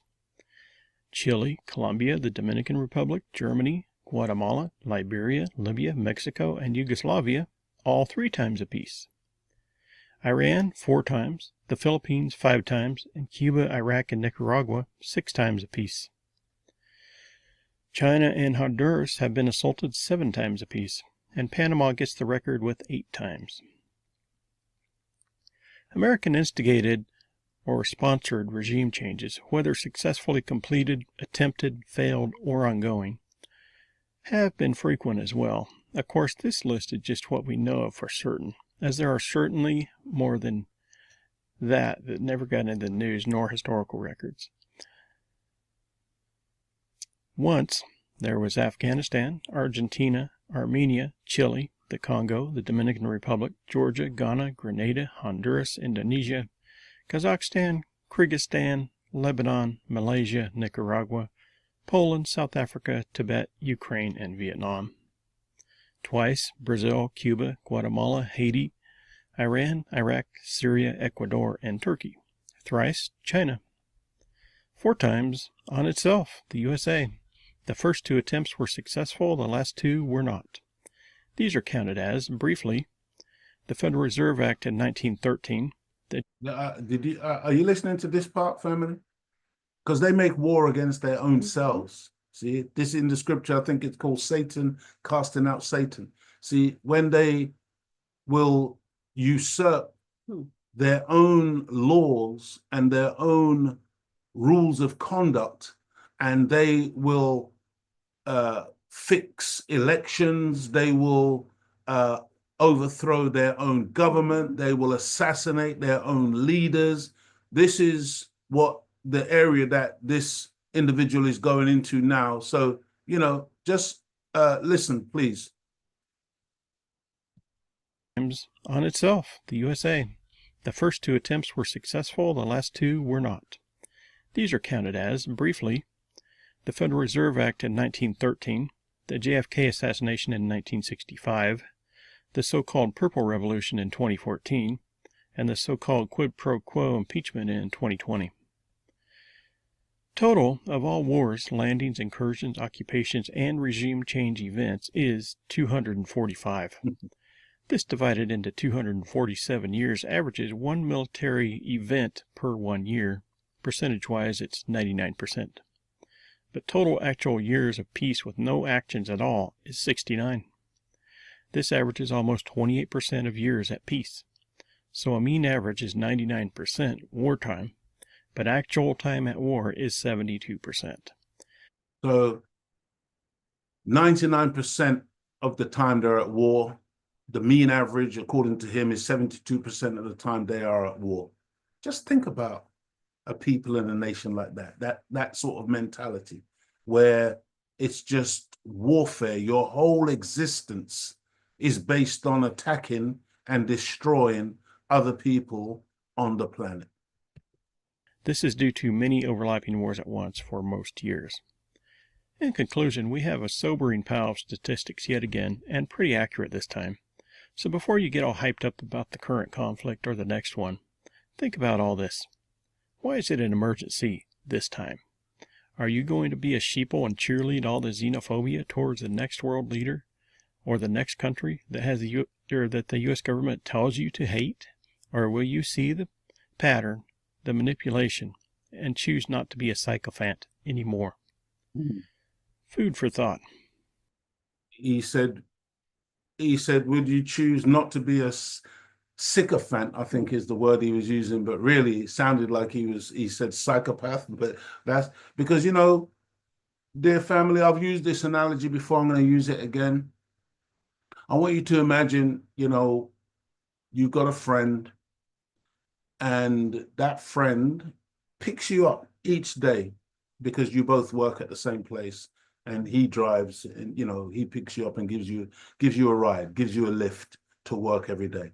And I want you to imagine that every single day when you get into your friend's car, he is blowing his horn at the dog crossing the road. He's blowing his horn at the child riding the bicycle along the pavement. And, you know, for some reason, he's upset by that. He's blowing his horn at the bus driver who is trying to take a turn in front of him. He's blowing his horn and he's angry at everything and everyone on the route to work. At what point are you going to come to the conclusion that the problem probably is not to do with the boy riding the bicycle or the dog running across the road or the bus driver trying to make a turn, but that the problem is actually with your friend? who is driving you to work. And maybe you need to choose another way to get to work, because at some point, his madness behind that wheel is going to get you into trouble. You see? And when you see a nation who is constantly pointing the finger at everybody else as being the cause of the problem, when are we going to realize that the problem is America, that the problem is Britain, that the problem is the West, that the problem, the troublemakers, the mischief makers, the bloodshedders, the murderers, the thieves, the criminals, the liars. What does the Holy Quran say, Sister Claudia, about being careful when an unrighteous man brings you news? Imagine we sit down in the evening time to watch the evening news or the morning news or whatever we watch, the so-called news, this media, and we suck it up as if these people are telling us something that we should actually be listening to. The news isn't news. It's propaganda. It's lies that they've been fed. Did you hear the big scandal now in the UK where Prince Harry, is it Harry? Harry has won his case against the Sun and the News of the World and these rags that are run by Rupert Murdoch, where they've now had to admit that they were liars and doing all kinds of evil against Harry, spying and phone hacking and you name it. Because that's what they do. That's what, you see, on the radio, they were asking the question, oh, you know, why do you think it's important that as human beings, we should think that what Harry has done in the case that he's won is important? Well, the reality of why it's so important, dear family, and why this exposure should be taken seriously and why we should recognize it as such, is because what you have to think about is if they can do that to Harry, you see, who is a part of their royalties, one of the princes, even though in his autobiography he calls himself the spare. See, because it's William who is going to ascend to the throne after Charles if they last that long. But the point is, dear family, if they can do that to him, what do you think they could do to you or me? By the way, they can't do nothing to you if you line up with God. That's right. If you get with God's man, the Honorable Minister Louis Farrakhan and the Honorable Elijah Muhammad. You see? Because even little old brother Leo Muhammad in that rag called the News of the World, they called me Britain's prophet of hate. That's what they called me. Headline. Britain's prophet of hate. What's that designed to do? See, that's designed to inflame other people against somebody like me. Next thing, somebody decides that they're going to take the law into their hands and maybe do me some harm because they're doing God a favor, because the News of the World told them all about me. You see, family, you got to understand that if they can do that to him, To their own. right, and to their own, what do you think they have in store for people like you and me? That's right. If they could do what they've done to Trump, oh man, you don't understand.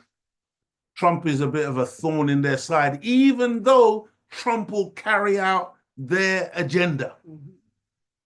He is not their first choice. He's not their best pick. They wish it could have been Kamala Harris because she would have been much more amenable to the deep state.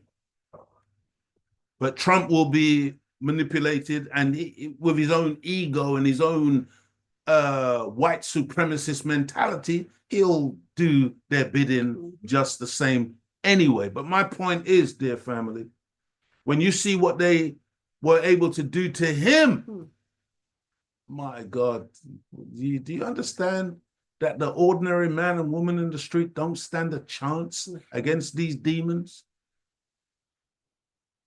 Family, I hope you're listening. I personally will never grow tired of explaining that North America is in fact the overgrown daughter of so-called Great Britain. This is something I want you to understand, family. North America, the United States of America, is the overgrown daughter of Great Britain, so-called Great Britain.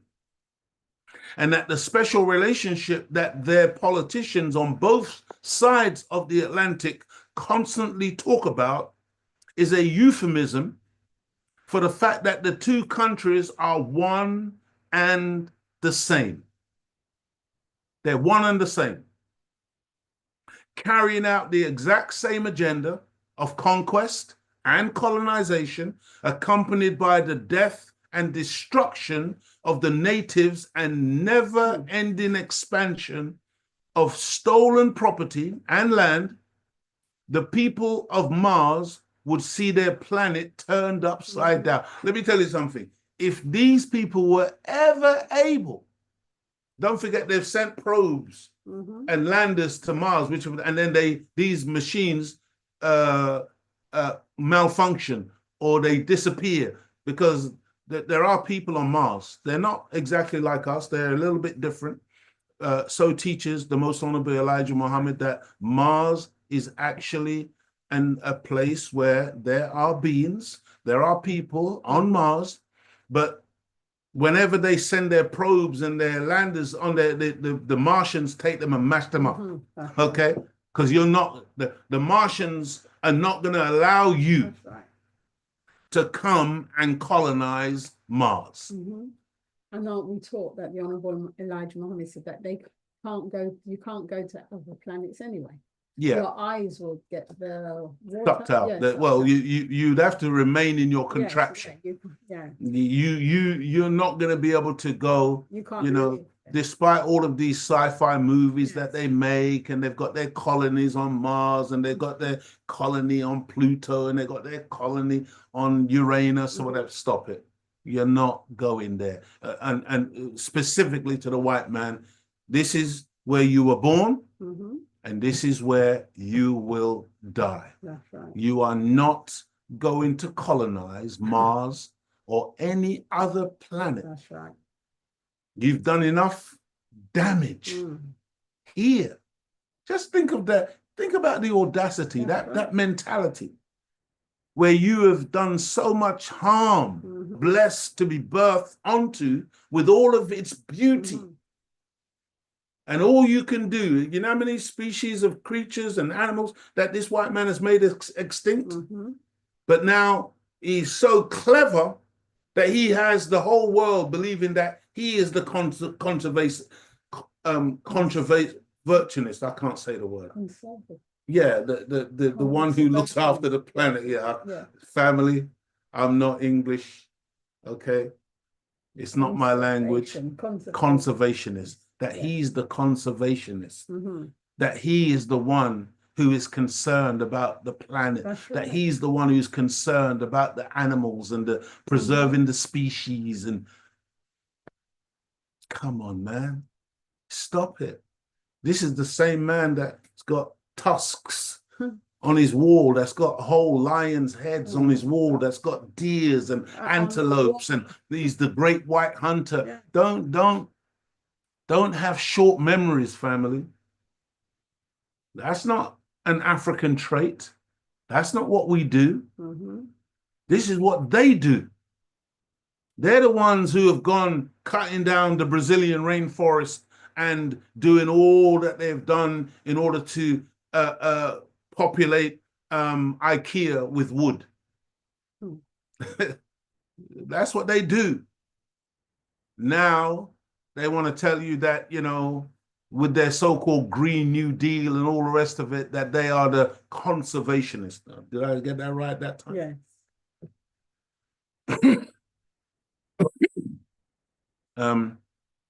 Brother Abu Rahman says the live is buffering. Everything seems to be all right this end, family. I hope everything is good and we're not going to have any problems with our connection this evening. Okay, let's have a look at this. For a good chunk of the past few centuries, this music was the final boss music played for people across the entire world. The English and later the British have been responsible for invading and conquering more countries and people than any other nation in human history. And honestly, it's startling just how many places. Did you hear that? They are the ones who have invaded and conquered more countries than any other people in history. The so-called British. And you heard the music that was playing, God Save the King or God Save the Queen. This is, again, this exceptionalism mentality that they implanted into the psyche of the Americans, the white Americans. They've got the same mentality. And I've got to warn my so-called Black American brothers and sisters, be very careful. See, because oftentimes we adopt the mentality of the enemy, and then we develop that same arrogance as so-called Black Americans as white Americans. America is the world. America exceptional. America is this place that, you know what I mean, everybody else must look up to. Stop it. Stop it, family.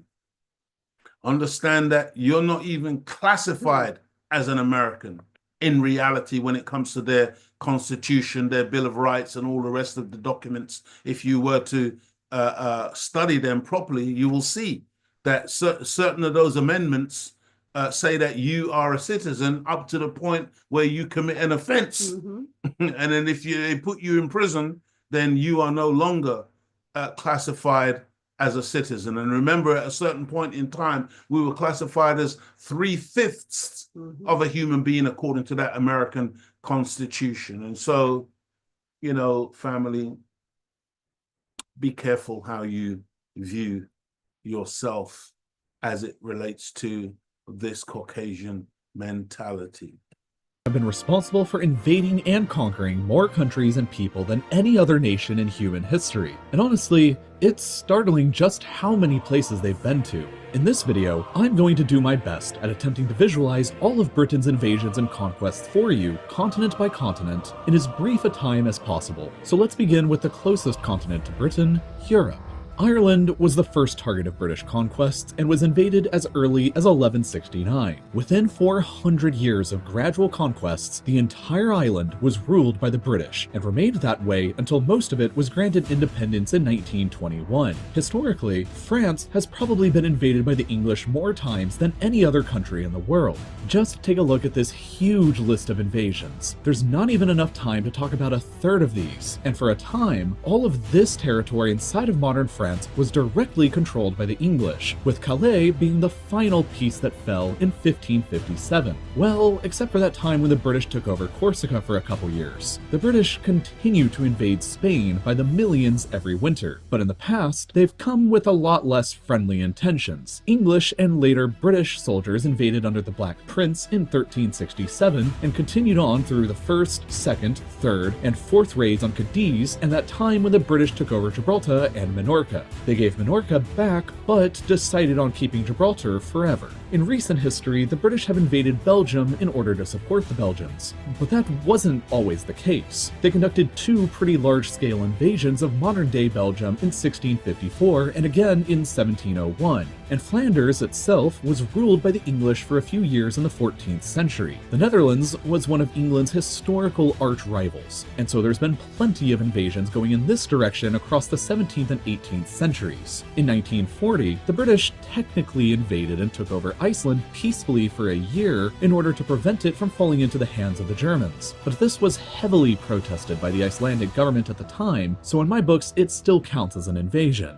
Italy, of course, was invaded by the British Army during the Second World War as well in 1943, but there were plenty of invasions before then, dating back to Richard the Lionheart's invasion in 1190. Germany, too, was obviously invaded by the British Army in 1945, and northwestern Germany was occupied by the British for 3 years until 1948. But a lot of German territory was ruled by Britain long before then. The islands of Heligoland were British for most of the 19th century, and the Kingdom of Hanover was effectively ruled under a personal union for over a century between 1714 and 1837. Austria was also invaded in 1945, and the southwest of the country was occupied for a decade. Norway was invaded in 1810 and 1812 during the Napoleonic Wars when it was a part of Denmark-Norway because Denmark was aligned to France, so obviously Denmark was invaded during that time as well. Finland, Estonia, and Latvia were all briefly invaded by small units during the Crimean War against Russia because they were all part of the Russian Empire at the time, and of course, Russia itself was invaded then too, as well as in 1918 when the British took over a large chunk of northern Russia for a time in their fight against the Bolsheviks. The territory of modern Ukraine was invaded by British army units during the Crimean War. The British took over the Croatian island of Vis between 1807 and 1814 during their fight against Napoleon. The British army had boots and guns on the ground in Bosnia recently between 1992 and 95 fighting against the Bosnian Serbs, and around the same time the RAF also carried out bombing strikes against Serbian Serb targets in Serbia in 1999.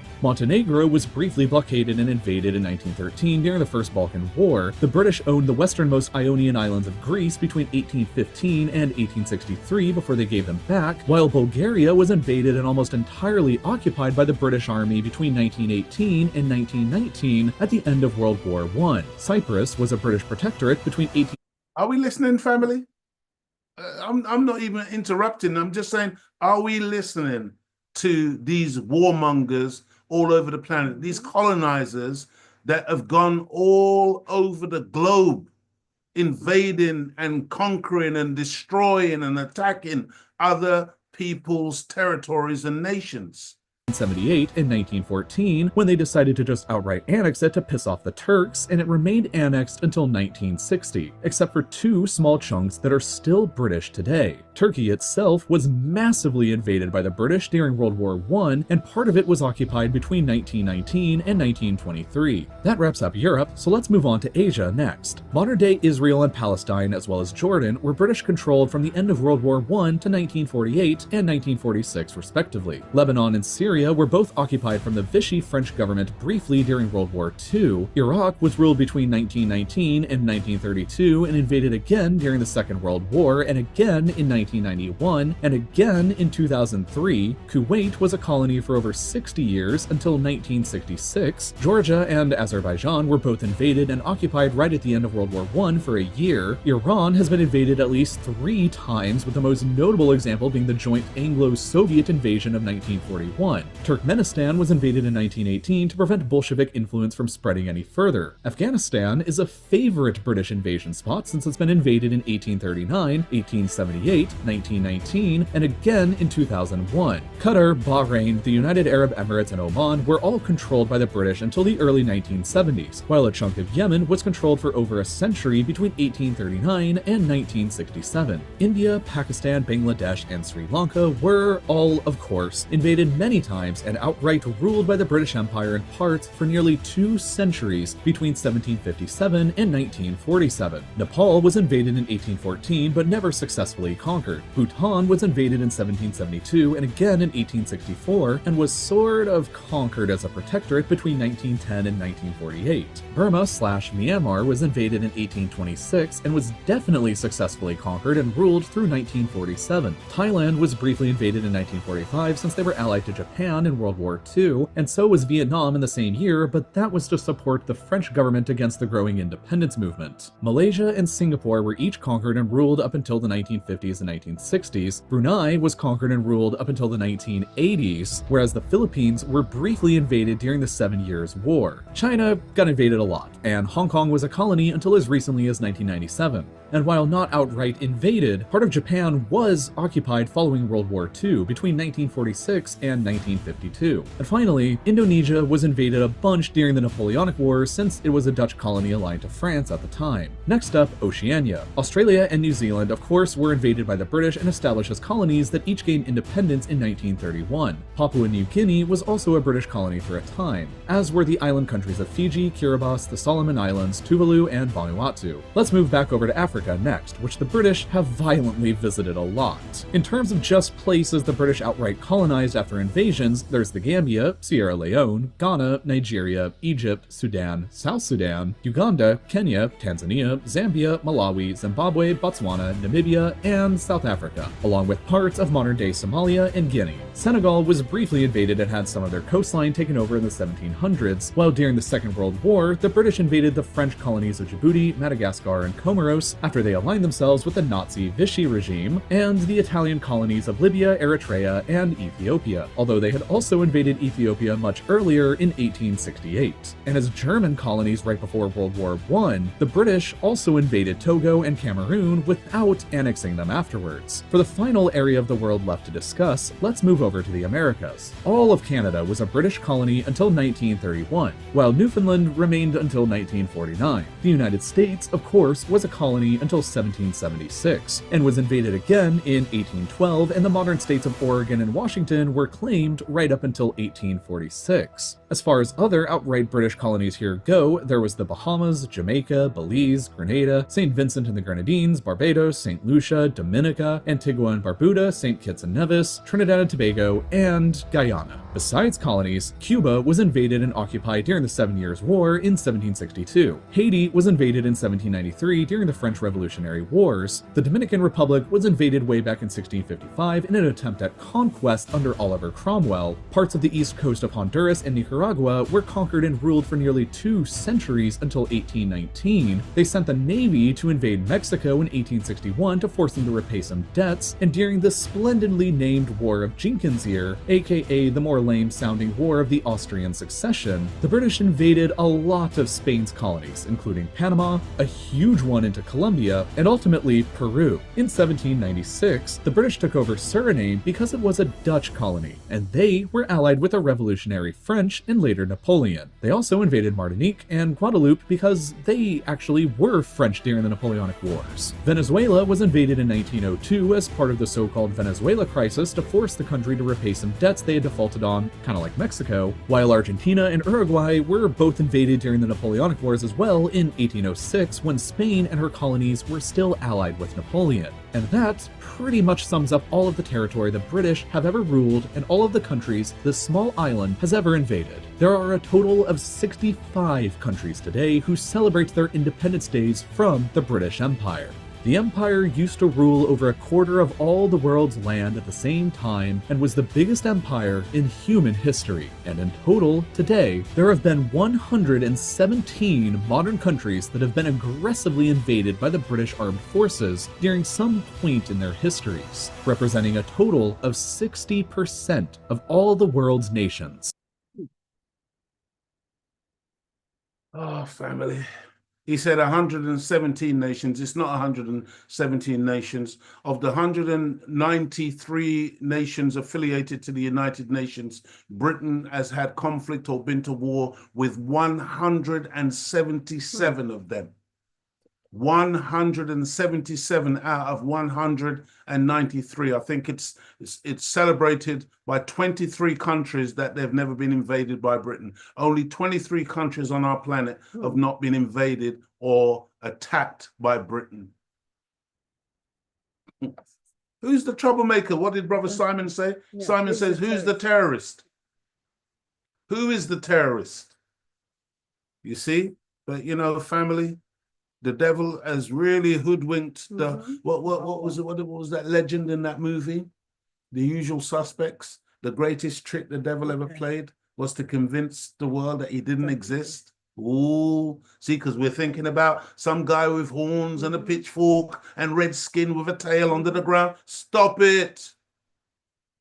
He is called the English or British white man who made America, and who said that he would force the whole planet to speak English. And most of us today have English names because we have been colonized by the English, by the British.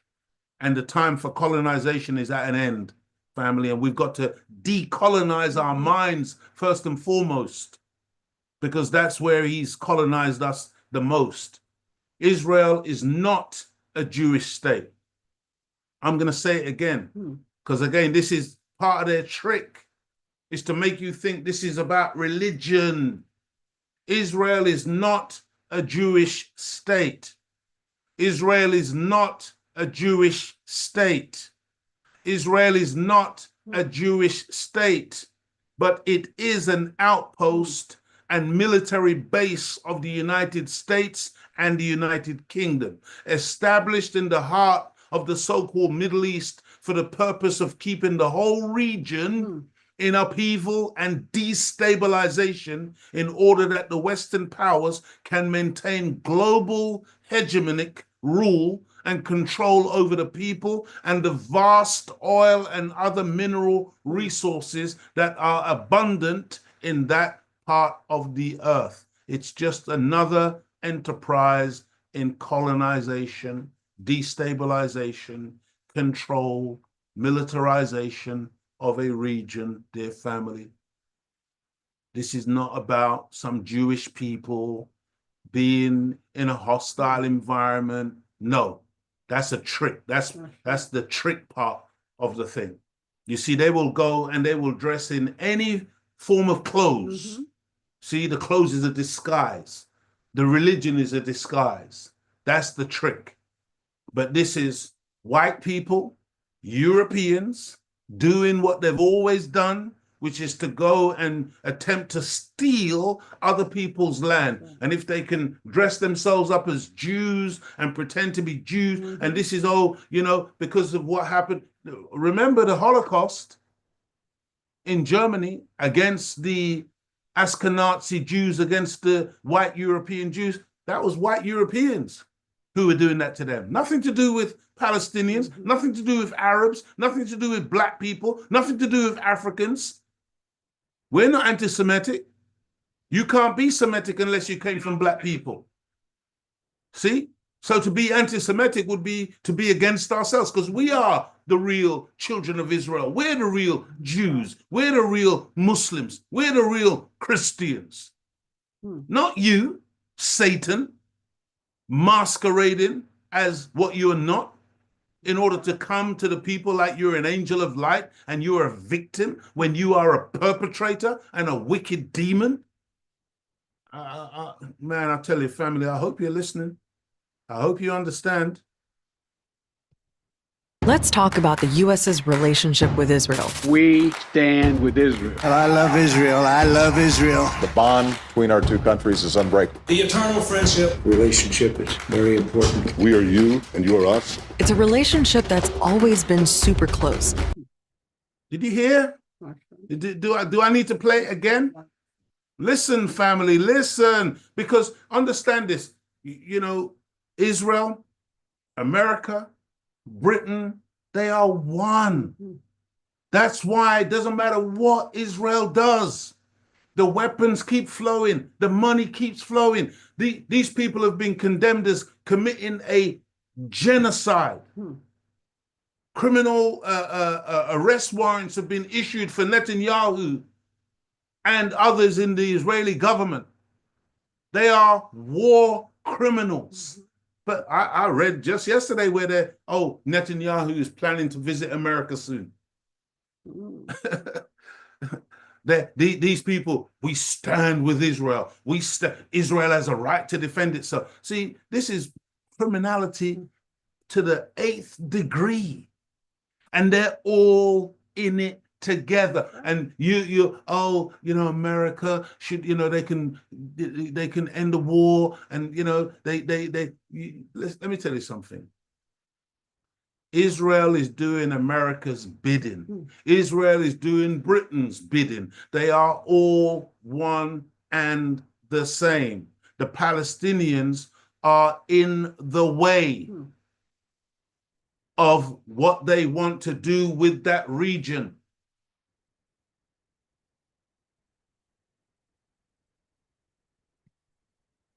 Let's talk about the U.S.'s relationship with Israel. We stand with Israel. I love Israel. I love Israel. The bond between our two countries is unbreakable. the eternal friendship Relationship is very important. We are you and you are us. It's a relationship that's always been super close.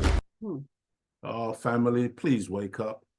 please understand what's going on our planet. And it's not just about Trump. Stop that. All of it. You see, you look at the words that they put into Obama's mouth. Listen to the way Obama was talking. A black president. You think anybody going into that White House is going to be able to do anything different or other than what these people have always done? You can have the blackest face. Makes no difference. Since 1948 and the imposition of Israel on the land belonging to the Palestinian people, it has been one genocidal war after another, and a never-ending slaughter, ethnic cleansing, and displacement of hundreds of thousands of Palestinian men, women, and children from their homes, which have been theirs for generations upon generations. Every episode of brutal war and destruction has been fully backed and facilitated by the money, war machine, and media of America, Britain, and many of the other Western European governments. This is how it works. Stop thinking that there's anybody who is against what they're doing when it comes to this world. It's only the masses of the people who can see clearly what's happening to the Palestinians that they're saying, no, this is not right. So they go and they demonstrate and they go out and they protest or whatever. And then you see what the media does. The media says, oh, you are defending terrorists. Yeah. You're Hamas apologist. You are, come on, man. Come on, family. Come on.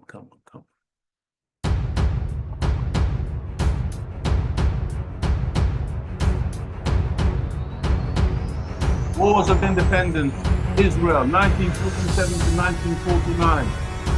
1956, these are all of Israel's wars in that region. Ever since it's been there, it's just been nothing but war. 1967, Six-Day War.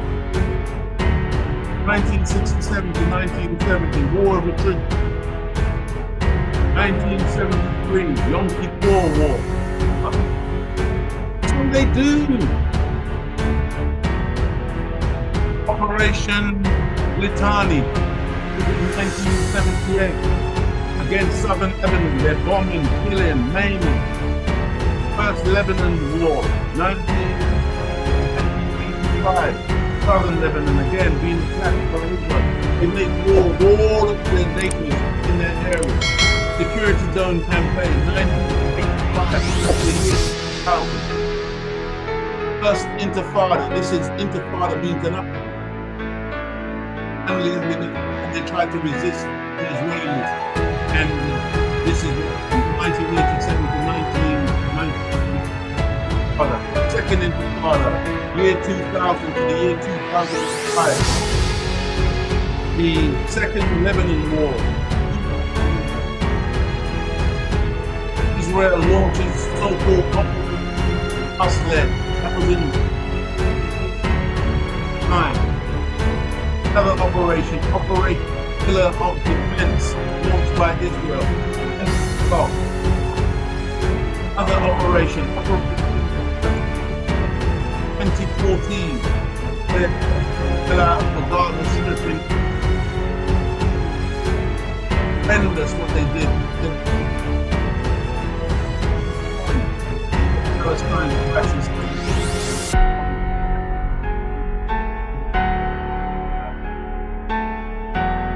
Understand what's really unfolding on our planet today. Yeah, it's finished now. I didn't edit out the music. I hope it doesn't interfere with the show once it's posted. But that music came with the video. Israel has never fought and won a war by itself. I'm going to say that again. Israel has never fought and won a war by itself. However, each time it starts another war of aggression against the Palestinians or any of the neighboring Arab countries, The military forces of America and Britain are immediately mobilized to come to its rescue with money, arms, spy technology, and covert special forces on the ground. Israel has had special forces from various European nations fighting on the ground against and killing Palestinians on behalf of Israel. There's a lot of dual nationals who've flown out of this country and America and other places to go to Israel to kill Palestinians on behalf of Israel. This is the reality of what's going on. Okay? So Britain and America, their forces are immediately mobilized to come to its rescue with money, arms, spy technology, and covert special forces on the ground, acting as an insurance policy against Israel suffering what would be a catastrophic defeat without the support of the Western powers. This thought, oh, Israel, this great military power and great military army, they're so cowardly. All they can do successfully is slaughter innocent men, women, and children. You should have seen the images. I'm sure you've seen the images of Hamas, who they said their purpose was to destroy Hamas. You see, Hamas apparently is stronger October the 7th. Okay? But what you've got is over 50,000, possibly going into 100,000 dead women and children. Okay? This is how it works, dear family. And America and Britain, to the rescue.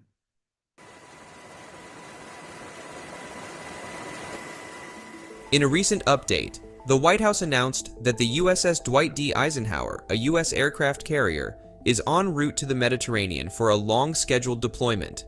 This decision comes at a time when the world is closely watching an expected Israeli ground offensive in the Gaza Strip.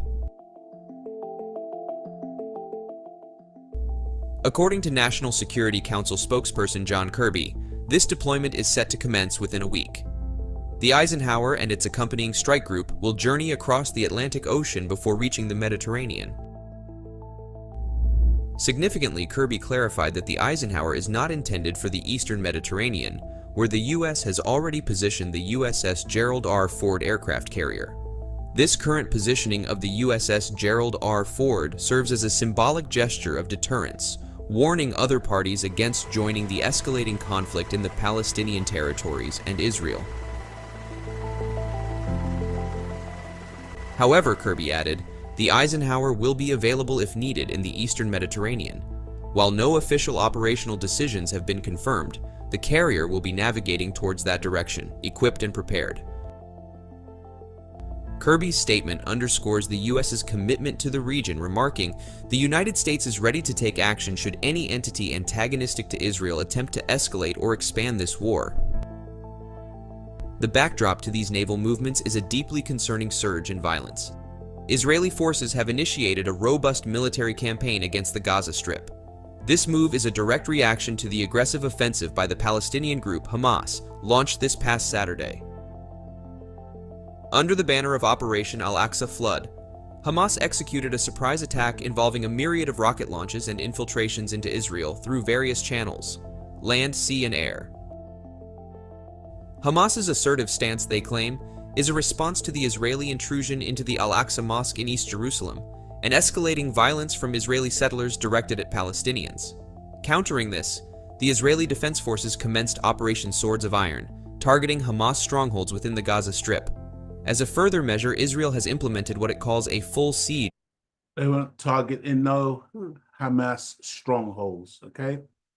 They've been targeting or carpet bombing or blanket bombing Gaza, killing innocent people, destroying every form of infrastructure you could imagine. Anything that moved was a target in that region, and just killing wantonly everything and everyone, family. And understand this, you see, that power, these aircraft carriers and these strike forces that America deploys, for what? For some so-called terrorists. Just think about it. this ragtag army that they say is just, a bunch of terrorists, but you've got to mobilize the American military might in order to deal with them, and you still can't defeat them. I just want us to appreciate what's going on and how, we're just being, I think the modern term is gaslit. We're just being absolutely fooled by what these people are doing. And it's actually sad that I know that a lot of our people are brought into it. I mean, I don't know if you've seen that sad video with Floyd Mayweather. I mean, it's shameful. It's disgraceful. I was a great admirer of that brother in the boxing ring, and I still say to this day, great fighter. However, we're so dumb. And, I feel sorry for the brother, because I know you come out in the public, in the world like that, supporting this type of action, this type of genocide, this type of carnage. There's a consequence, man, because God is not a spook. God is real, and God is observing what is taking place on our planet today. God knows who the enemy is, and the enemy knows who God is. And you, as a black man, coming out like that, doing fundraisers and raising money for this genocidal entity, my God, I feel sorry for you, Floyd Mayweather. Palestine is the classic example. We're right near the end now, family. Thank you so much for your patience and your attention. And I pray that, something that we've said tonight has been of benefit to you in terms of really, opening your eyes to the reality, because you're not going to be able to negotiate with Israel. This so-called ceasefire, you see they're violating it all the time, and they have no intention of maintaining it. What they want to do is to go back to the carnage, go back to the genocide, go back to the desire, which is to really take over all of that land, you see. And if you listen to Trump speaking, he's talking about it being very attractive real estate, it's near the beach. And this is Jared Kushner, who is his son-in-law, I believe. He's already openly talked about, they want to occupy this space because it's great real estate. You see, this is how they're seeing it. Again, another land grab, another territorial piece of land that they can occupy, that they can settle, that they can colonize, family, to make money and to destroy the indigenous people and move them away from there. Palestine is the classic example of what we're talking about this evening, family, when a native people and their land is targeted for colonization by white Europeans, like the Aboriginals of Australia, the Caribs and other indigenous peoples of the so-called Caribbean islands, the South American indigenous people, and the few remaining Native Americans of North America, who today are reduced to the occupation of some scattered reservations. This is exactly what they have planned for the Palestinians. This is a map of Palestine in 1946, and this is Palestine in 2023. The drastic change involved the killing of thousands of Palestinians, with millions of others being displaced over the course of over 7 decades. Here are the historical events that led to the shrinking of Palestinian lands and the foundation and the expansion of the State of Israel. Palestine was part of the Ottoman Empire in the 1900s, and Muslims, Christians, and Jews had been living alongside each other in harmony. On the European continent, however, the Zionist movement— I wonder if you heard that. Muslims, Christians, and Jews were living in harmony in that region. And then some so-called European Jews arrived. Totally different set of people who have actually got no root in that land. These are the ones who are screaming anti-Semitism all the time. They're not even Semites. They are Ashkenazi, European, German, Polish, Russian Jews These are not people who are even related to that land, family. But once they came in, that's when all the trouble began. But before that, Jews, Christians, Muslims, they lived in that area peacefully. Muslims were always the largest population. Christians and Jews were a small number, but they were integral. They all got on, they were neighbors, everything was beautiful. And then some Europeans were imported, and then all hell broke loose, because the pale horse, wherever he goes, death follows him. Is introduced by Theodor Herzl in 1896. It aims to create an independent Jewish state in the Middle East, ideally on Palestinian land. The movement begins to take hold as the first wave of European Jews start to migrate to Palestine. By the end of World War I, the Ottoman Empire collapses and Palestine falls under British rule. In 1917, Britain announces its support for a Jewish state in Palestine in what is known as the Balfour Declaration. The number of Jewish settlers in Palestine grows, fueling tensions between Arabs and Jews in the region. Remember, Britain is the one who set it all up. Britain is the one who had the audacity to say that they were going to give land that belonged to Palestinian Arab people to European Jews. Violence begins to break out between the two sides. In February 1947, the UK offers to relinquish its mandatory role and places the question of Palestine before the UN. In November the same year, the UN approves of a plan to split Palestine into two states, Jewish Israel and Arab Palestine. The city of Jerusalem. Did you see the ratio of the split? The largest portion of the land. The same year, the UN approves of a plan to split Palestine into two states. This new entity called Israel. Family, we just, honestly, we just need to appreciate what is being done and what we're looking at as we go into Allah's bright future and the devil's darkness. His end. It's his end. It's the end of colonization. And like I said, we got to begin by decolonizing our minds. So family, I thank you. I hope that something that was said today was of benefit.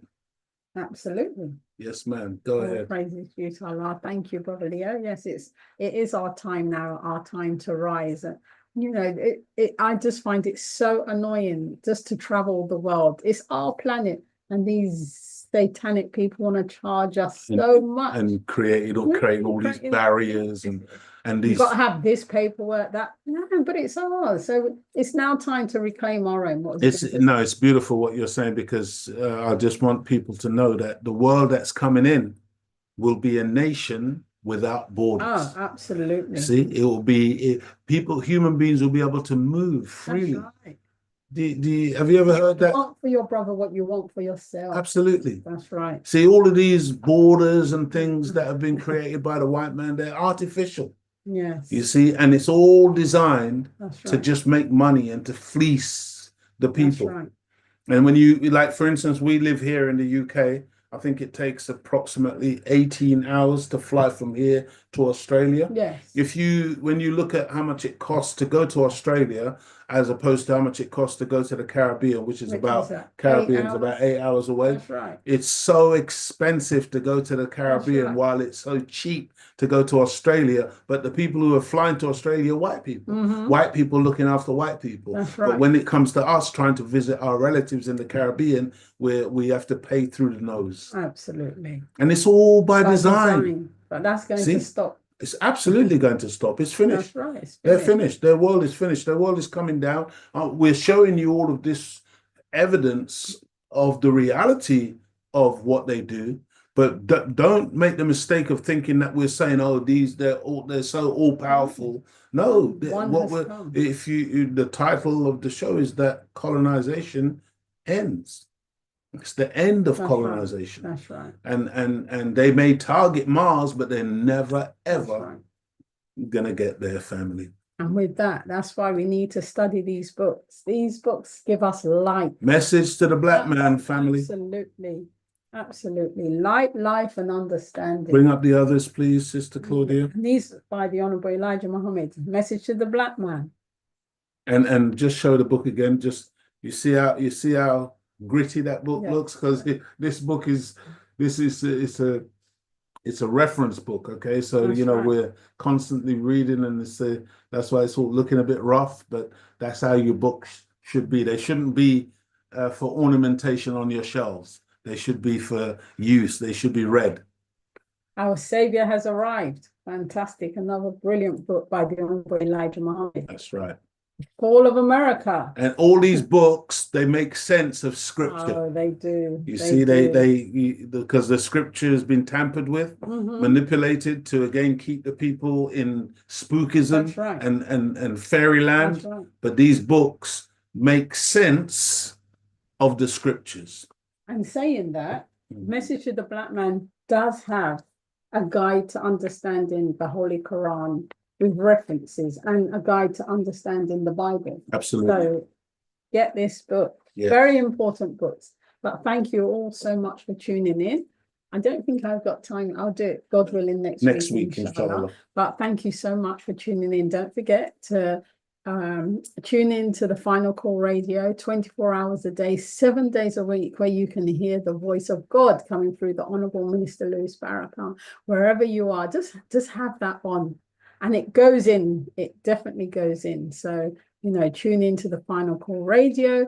Don't forget to subscribe to the Final Call newspaper. You can get the hard copy or a digital copy, which is, you know, you just pay pennies, pounds or pence. Especially when you consider the invaluable nature of the news and the information. Absolutely, absolutely. Stop supporting Satan's papers and support your own. This paper is for all of us, the Final Call newspaper. That's right. And sorry, go ahead. No, go ahead. And don't forget to log on to NOI.org to hear fantastic lectures from the student ministers in the Nation of Islam. Go ahead, Brother Leo. Praise be to Allah. And just to say thank you, all of you, thank you all for your wonderful, beautiful comments. Next week, Sister Claudia, we'll go through some of the comments, inshallah. Thank you, family, for your wonderful comments and for your continued support. Yeah, sorry about the line. I don't know how many others. Sister Marva said the line was struggling with it. It was a bit choppy. I don't know how it was for the rest of you. Yeah, but it's been pretty good here. We haven't had any issues or problems. I don't want to speak to. Yeah, let's not speak too soon. Thank you, family. Thank you. May Allah bless you all as we greet you, as we found you in peace, in the greeting words of peace. We say it in the ancient tongue of Arabic. Assalamu alaikum. Walaikum salam. Thank you, family. And may Allah continue to guide, bless, and protect yourselves and your family. Take care. Assalamu alaikum. Wa alaikum salam, beloved.